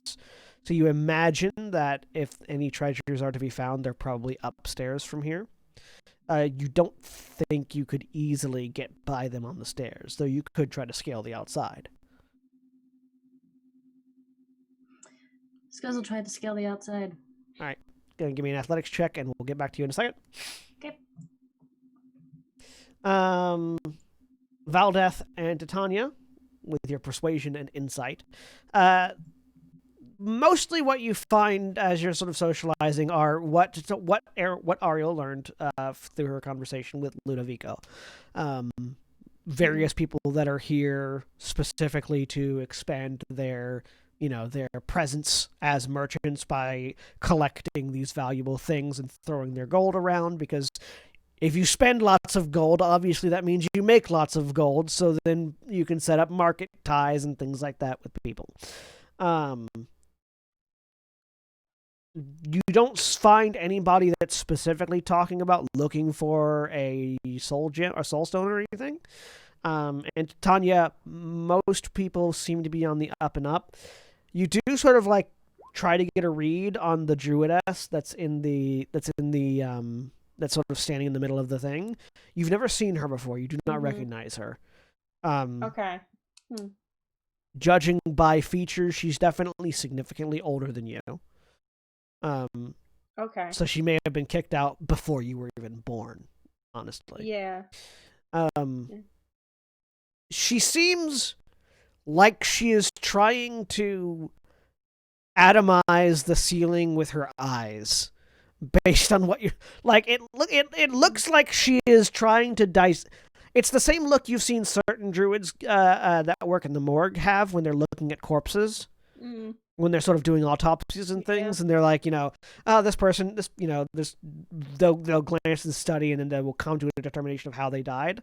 It's like that, but she's doing it to the ceiling, and that's kind of weird. Yeah. I mean, I can put 2 and 2 together, but I don't know what Scuzz knows yet. Ariel, yeah, like that druid is looking past the ceiling from what you can tell. She's not looking at the ceiling. She's looking at something else.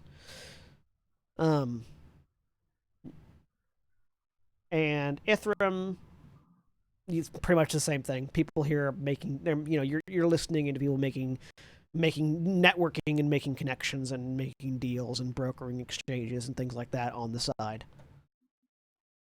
Yeah, things he has no idea, or generally doesn't have an interest in. But yeah, he's just keeping an eye open for any. With 16 Scuzz, you do manage to make it up to the second floor. The second floor is much more heavily guarded than the first floor. Like, there are guards at every doorway and every entrance up there. There's also a balcony where there are several archers. They're sort of standing, keeping an eye and having conversation with themselves about the people down below. So this time I will need a stealth check. Because here, there's less things to distract the guards. And you do have advantage because you're invisible.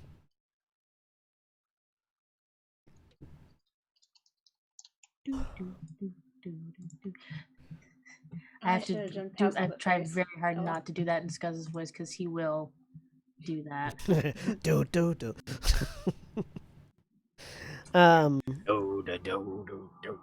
With 24, doesn't seem like anybody notices you.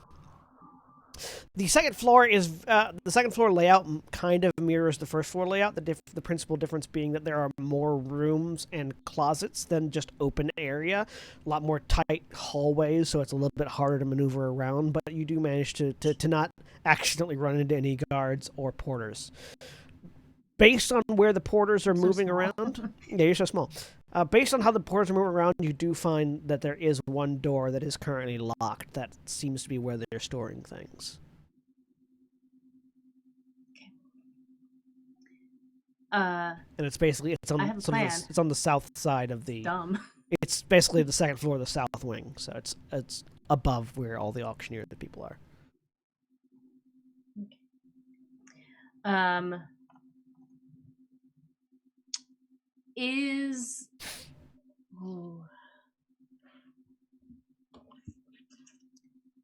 Yeah. How frequently are people going in and out of this locked room, or no one's Not very. Like, you've seen a couple people move in and then come back out without taking anything with them. But nothing, not very frequently. Not yet, anyways. You imagine that once the auction starts, it might be faster. Yeah. Is there a way for me to wait within the time limit of the sneaky time cloak for somebody to come back? How long does the sneaky time cloak last? With them. How long does the sneaky time cloak last again? 10 minutes. 10 minutes? Probably not. Not based on the intervals you've seen. In fact, it's very close to running out at this point. Okay. Then, are there any potted plants around? Yes. Is there one that is like down the hallway essentially from me? Yeah. Okay, cool. Scuzz is gonna cast Mage Hand and knock it over. Okay. Frink, like a cat. You paw at this potted plant, which hits the ground. There's a splatter of dust and dirt as the guards sort of turn and look towards it. This is like down the hall. Yeah, I want it away to be from you. At the end of the hallway, away from me. As soon as I do that, and you hear a what was that? And immediately begin to lockpick what was that noise? Door. Just that from one of the guards. What was that? Go and give me a Thieves' Tools. What was that? Their exclamation points pop up on their head. Go and give me a Thieves' Tools check.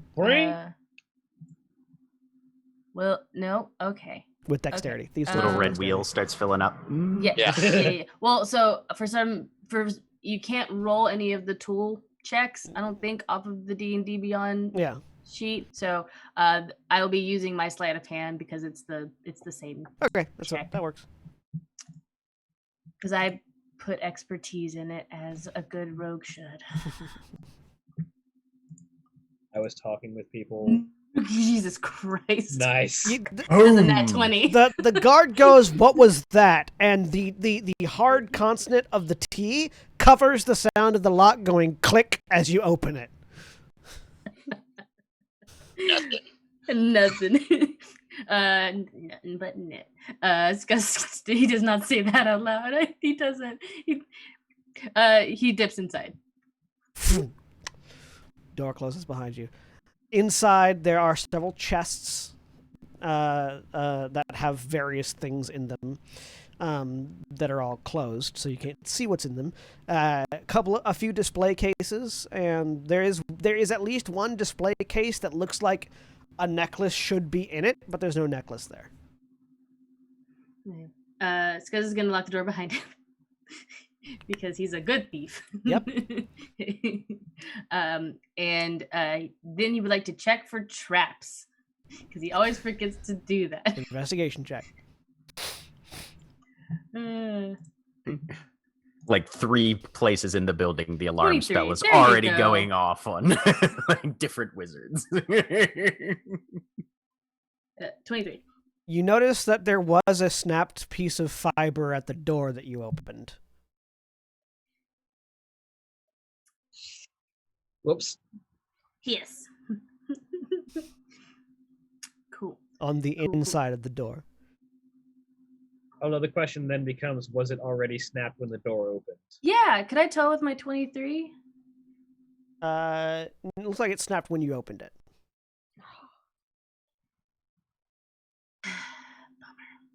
No, well, this guy's just kind of like into his link pros, like, okay, I'm in the room. I definitely might have set something off. BRB. You all hear that? Okay. Gent's gonna kind of lift the brochure in front of his face a little bit and key on his link pearl. We're supposed to be watching for people doing suspicious things, not actually doing the suspicious things ourselves. Then why I did you bring me? I did ask, because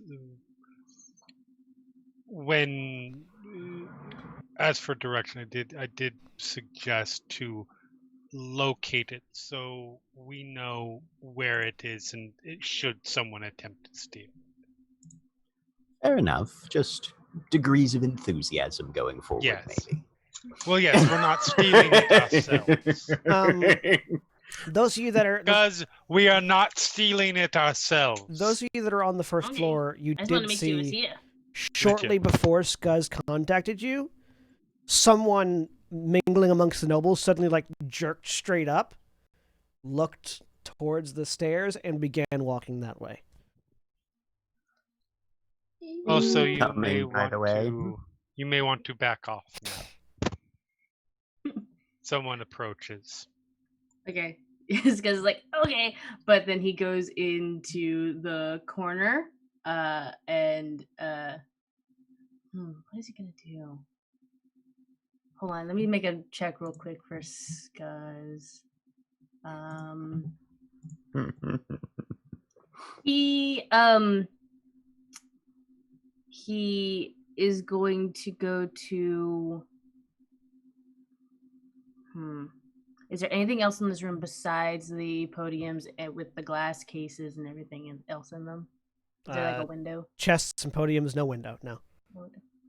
Then yeah, he is going to next to the door on the side where the door opens. He's going to just sit. So the door opens inward and would basically like you've got, here's the rest of the room. Here's the door. Yeah. It opens towards the rest of the room.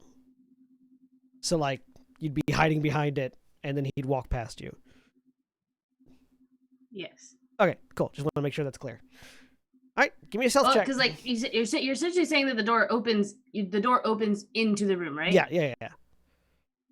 Yes. So Scuzz is sitting behind where the door would be, like on the side of the wall. Okay. When the door opens, Skuz will be covered By the door. Got it. but probably not. Okay. Good. Give me a stealth check. Does he want to be there? Does he want to? Also, at roughly this point is when Yeah, your no, he's cloak's gonna do gonna that. your cloak dies. So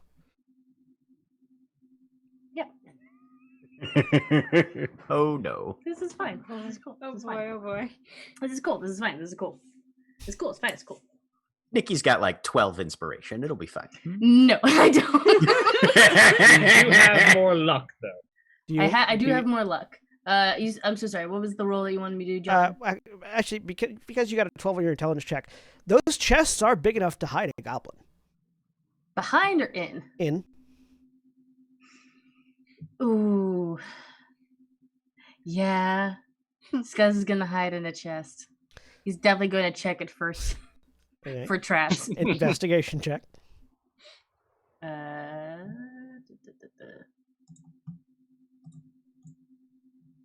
Uh, 12. I'll use my last inspiration. I got 2 lucky points. All right. I hate it. 15. Better. As far as you can tell, none of the chests seem to be trapped. This is great. Okay, yeah. Jumps inside of the chest. So first, thieves' tools to unlock it Oh, right. because they're Excuse me. locked chests. Sorry. Another natural 20. Oh, yeah. God damn. Pop it open. This one has like a big folded rug in it. Mhm.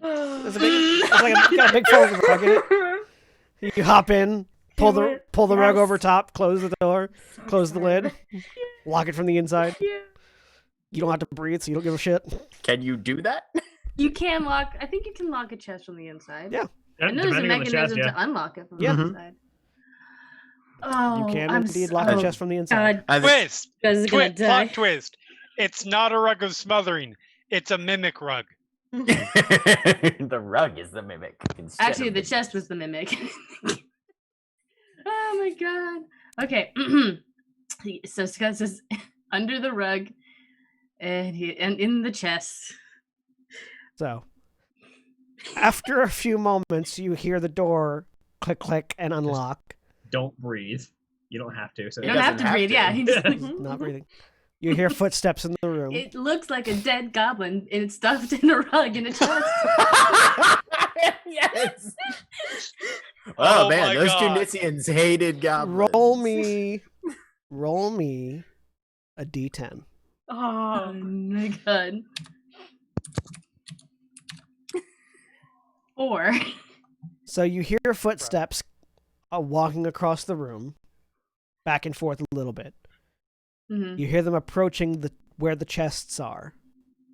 mhm. You hear a lock unlocking and a chest lid opening. No light seems to change, so you don't think it's the one you're in. It closes, locks, a few more footsteps, then a door closing and locking again.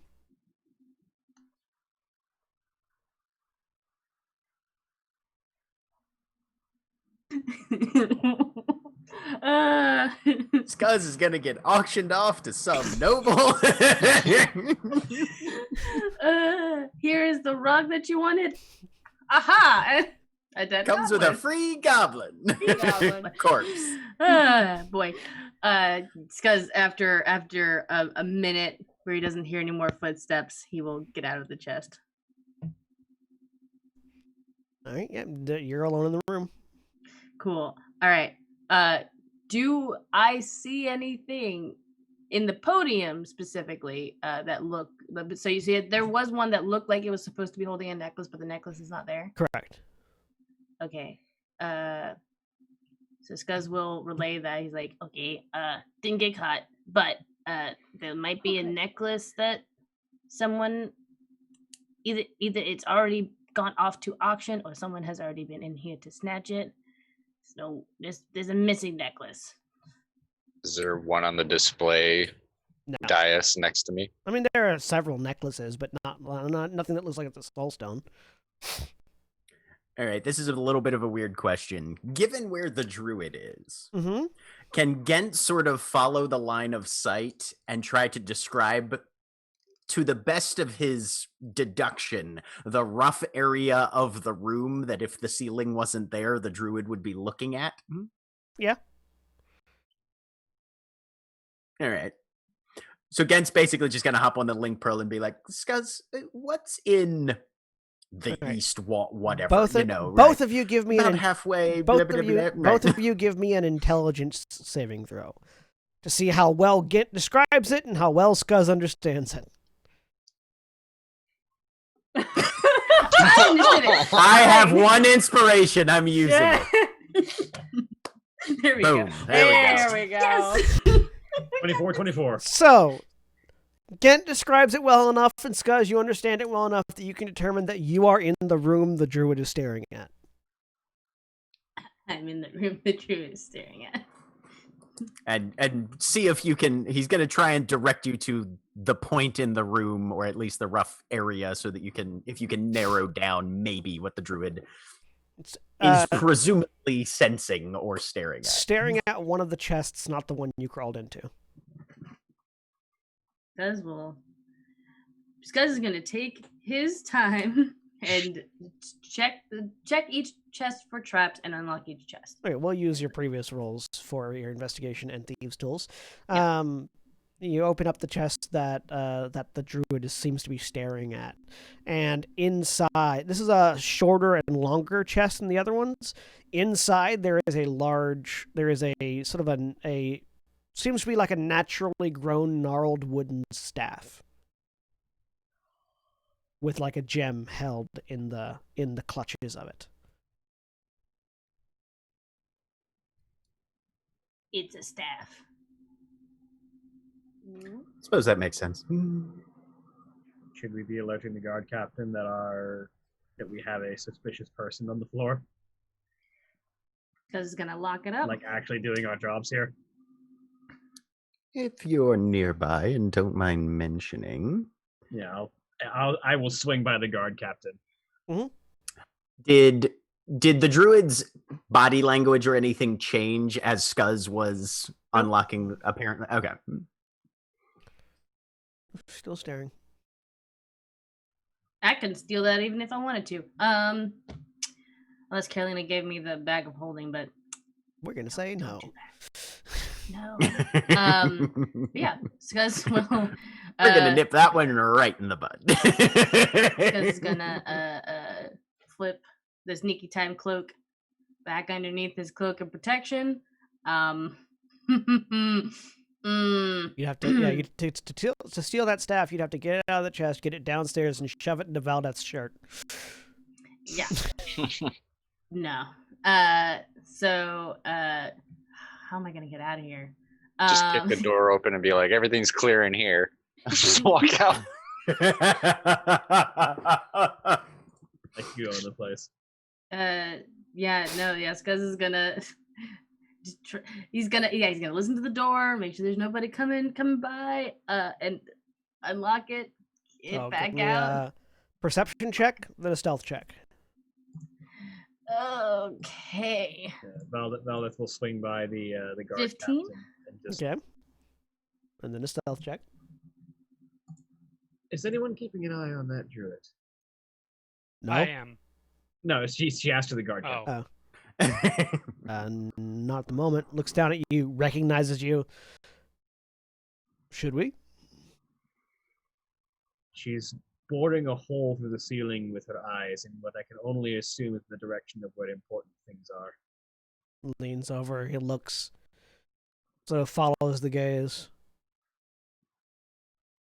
Nods. Leans over and mutters something to a guard. We'll keep an eye on her. Nods. Because she is an invited guest, so they're not going to throw her out based on that alone, but they will keep a closer eye on her. So, Scuzz, you listen. Suspicious activity has been reported. Doing my job. You don't hear anything. So you unlock the door, you open it, and you walk out, and you're staring at the back of the knees of a guard. But you don't say anything. You close the door, lock it, continue past, The guard doesn't seem to notice you. You get back out to the balcony. Excellent. There are archers that will see you if you start climbing down, but there's a bush right below you. Fall into the bush. Scuzz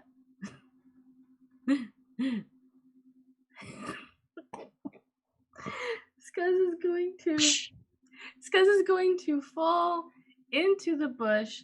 On the fall down, before he hits the bush, he is going to cast Mage Hand one more time and smack the ass of one of the archers.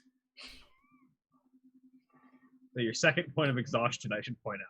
Yes. Oh, I know. Scuzz is going to die. So roll your hit dice. I will mention that the ceiling, that the ceiling that you guys are in the auction room is a lovely vaulted ceiling that's probably somewhere around 50 feet up. Do you have an idea where the floor is on the second floor? Right. This is a 50-foot drop. Here we go. This is fine. I'll take it. Onto a pile of boxes. Cushioned by some brush. So I make a because your mage hand is still visible. Make a sleight of hand check. Call it sleight of mage hand. I mean, this is the whole reason people make an arcane trickster, and I'm doing the worst at that right now. 18. Okay. You slap the ass of a guard and tumble over. The archer looks back, like trying to see what happened, and you.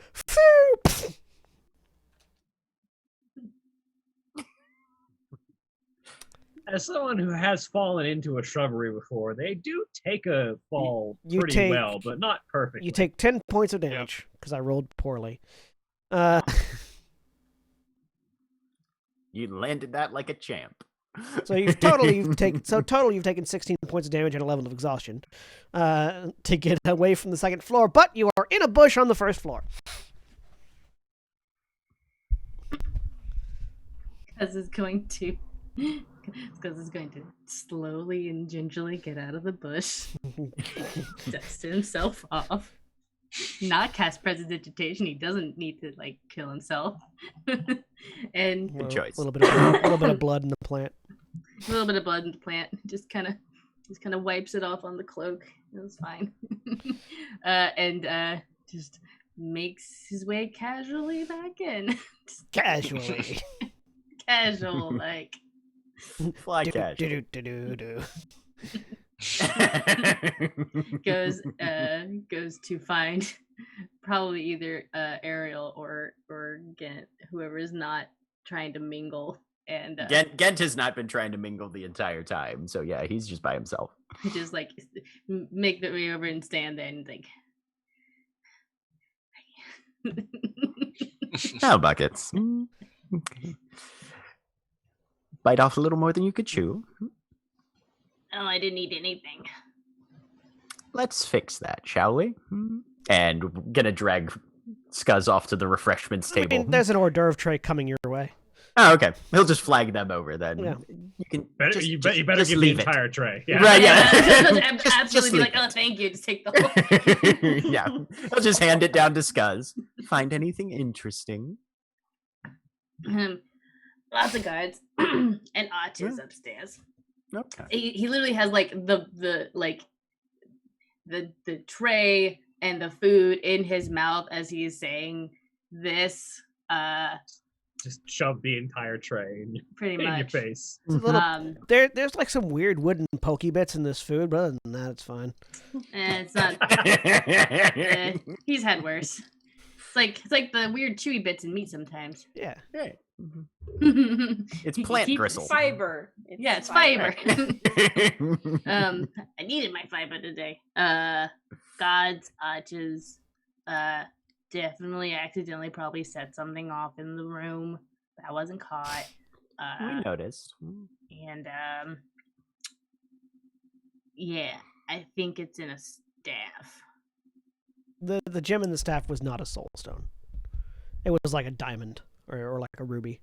Oh, Yeah. I'm so sorry. I definitely thought about asking about that, but I didn't. Yeah. Well, the what she was looking at was a staff. All That you right. directed me to, but I hadn't seen them that looked like a soul stone. Well, why don't you catch your breath? I think they're going to get started any moment now. I mean, And the signal is passed through at that point, and the auction's about to begin. there's no way any of us could know this in character, but it wasn't Croydar, was it? Mm. I feel like it would have been, because the Croydar had a very unique look. Not in its base form. Hmm. In its base form, it was just a wooden staff with a gem in the head. Yeah. Although it'd be weird to sell Croydar and not Amelin with it, but you know. Oh no, sorry. Croydar was just a that was a different animal. A different animal weapon is a wooden staff. Croydar Okay. is just a float. Was just an orb. Oh right, yeah. Amelin and Croydar was a sword and the orb. Yes, not sword and orb. There was Sword no orb. sword and staff. That's right. The staff was a different thing. But no, you have no idea if it was an animal weapon or not. I don't know if any. Ghent might know what animal weapons are, but Ithram might too. I don't know if any of the rest of you would. Yeah, I was gonna say Ithram's yeah. I don't think Ghent knows what an animal weapon is. Ghent has no idea what animal weapons are. No. Animal weapons? Yeah, like claws on the end of a bear's paws. Yeah. Totally. Ithram knows what animal weapons are. Or that Ithram knows legends about animal weapons, but nothing else. Yeah. They Um, exist. But yeah, so the auction begins. Or at least existed. The crowd, the gathered, masses all come into the auction house. Nobody sits at the table with the Drow royalty because they do not let anybody sit at the table with the Drow royalty. And the auction begins. You see, actually, Cal Argal is sitting at the far end of the auction house. Yeah, Tanya? Is the druid sitting down, or is she still standing there awkwardly? She's still standing there in the middle of the thing, and no one's standing near her. I'm gonna go up to her and invite her to our table. Okay. You look like you don't have a seat. She's like, doesn't even look at you and just goes, I'm fine, thank you very much. Okay. Right. I leave. Still just staring. So yeah, the auction begins. You all have brochures so you can follow along. Everyone give me perception or insight checks. I'll do insight. They're the same, but I will go with insight. 18. I got a 25. 21. Perception. For perception. Yeah, perception or insight. Oh, I got insight. I feel like I Oh, know I which go for one the Ariel hot- will be going for. I mean, natural inclination would be insight. However, considering how I roll, the highest bonus possible is probably the better plan. Generally. So, 28 Hey. on perception. So you are all keeping a good eye on everybody and sort of reading the crowd. No one seems to be initiating any sort of now is the time to activate the great heist protocols or anything like that. The auction goes on. The various, mostly non-magical items, though there are several magical items, get auctioned off at ridiculously high prices as it's going on. Presumably, none of you are bidding. No. Because again, the cheapest Couldn't even item place a bid on any of these. started I at was gonna say. 50,000. Yeah. The rug, the flying carpet of the Dudician Empire, which, guys, you recognize as the thing you were hiding in, sells for 725,000 gold. I was wrapped in that. At the auction. Two. to the to the name Name. I just said it That's 5 gonna be minutes my ago. grand From escape family? on that. They're gonna get that flying Alstrom? garden. Yeah, Be like, to- why to- does this smell like butter? To the Allstroms. Yeah. The Allstroms purchase it. It blends into the musty smell of it. That carpet was old. Yeah.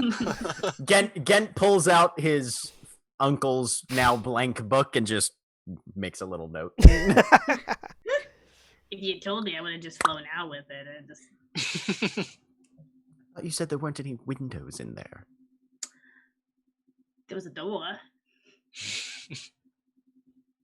We need to talk about tactical withdrawal concepts at some point. I mean, I didn't though. Good for you. That was the wise choice. Well done. Well done, Buckets. Somewhere in the background, Thank a like You're roughly welcome. high school teenager in a black trench coat with a white mask is standing on a chandelier. There is a large this magic wooden staff is sold. When the magic wooden staff is sold, the druid Yeah. turns into a bird and flies away. Oh.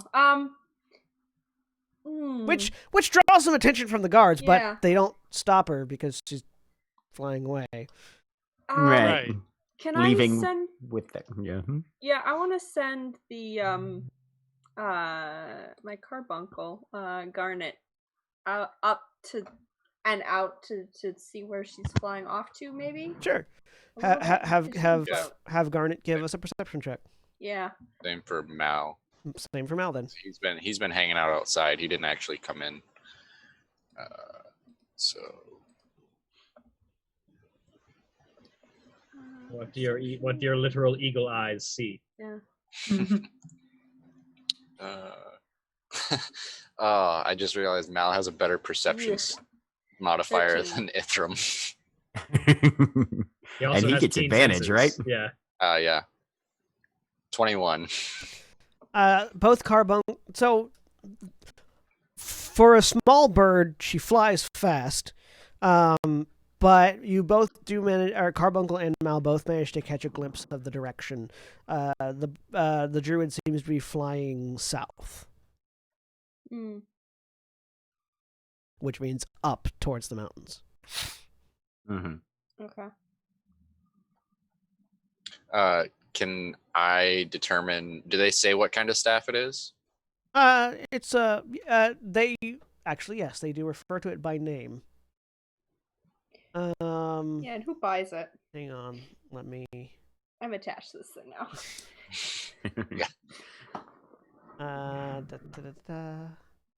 How do you make Titania want something? Show her that another druid also wants that thing. What is the name of this thing? Hang on. I seem to have misplaced the name of my staff. Sorry. That's You fine. know, sometimes when you just think about something a little too long and it makes you giggle. Mm-hmm. Yes. Happens to me all the time. Yep. In there. Sorry, this is taking longer than I thought it would to load a freaking page. How dare. Feed your internet hamster, and the wheel will turn faster. My internet hamster gets fed plenty. What if my Get another internet hamster. That's how this Those works, internet right? hamsters? You mean super mega ultra internet hamster? He is legend. I'm tired. No. Yeah, there it is. Go for the eyes, Chitika. So it is referred to as, though it bears no relation to our own district and our own master we've borne, this weapon is a staff of great power passed down through the ages, referred to sometimes as an anima weapon. It is called Weaveborn, and it sells for 12. It sells for. What's the next step above 1,000? Million. 1,200,000 gold. 1.2 million gold. Awesome. Ooh. And as that staff gets sold, that's where we're going to end for this week. Say goodbye, everybody. Goodbye.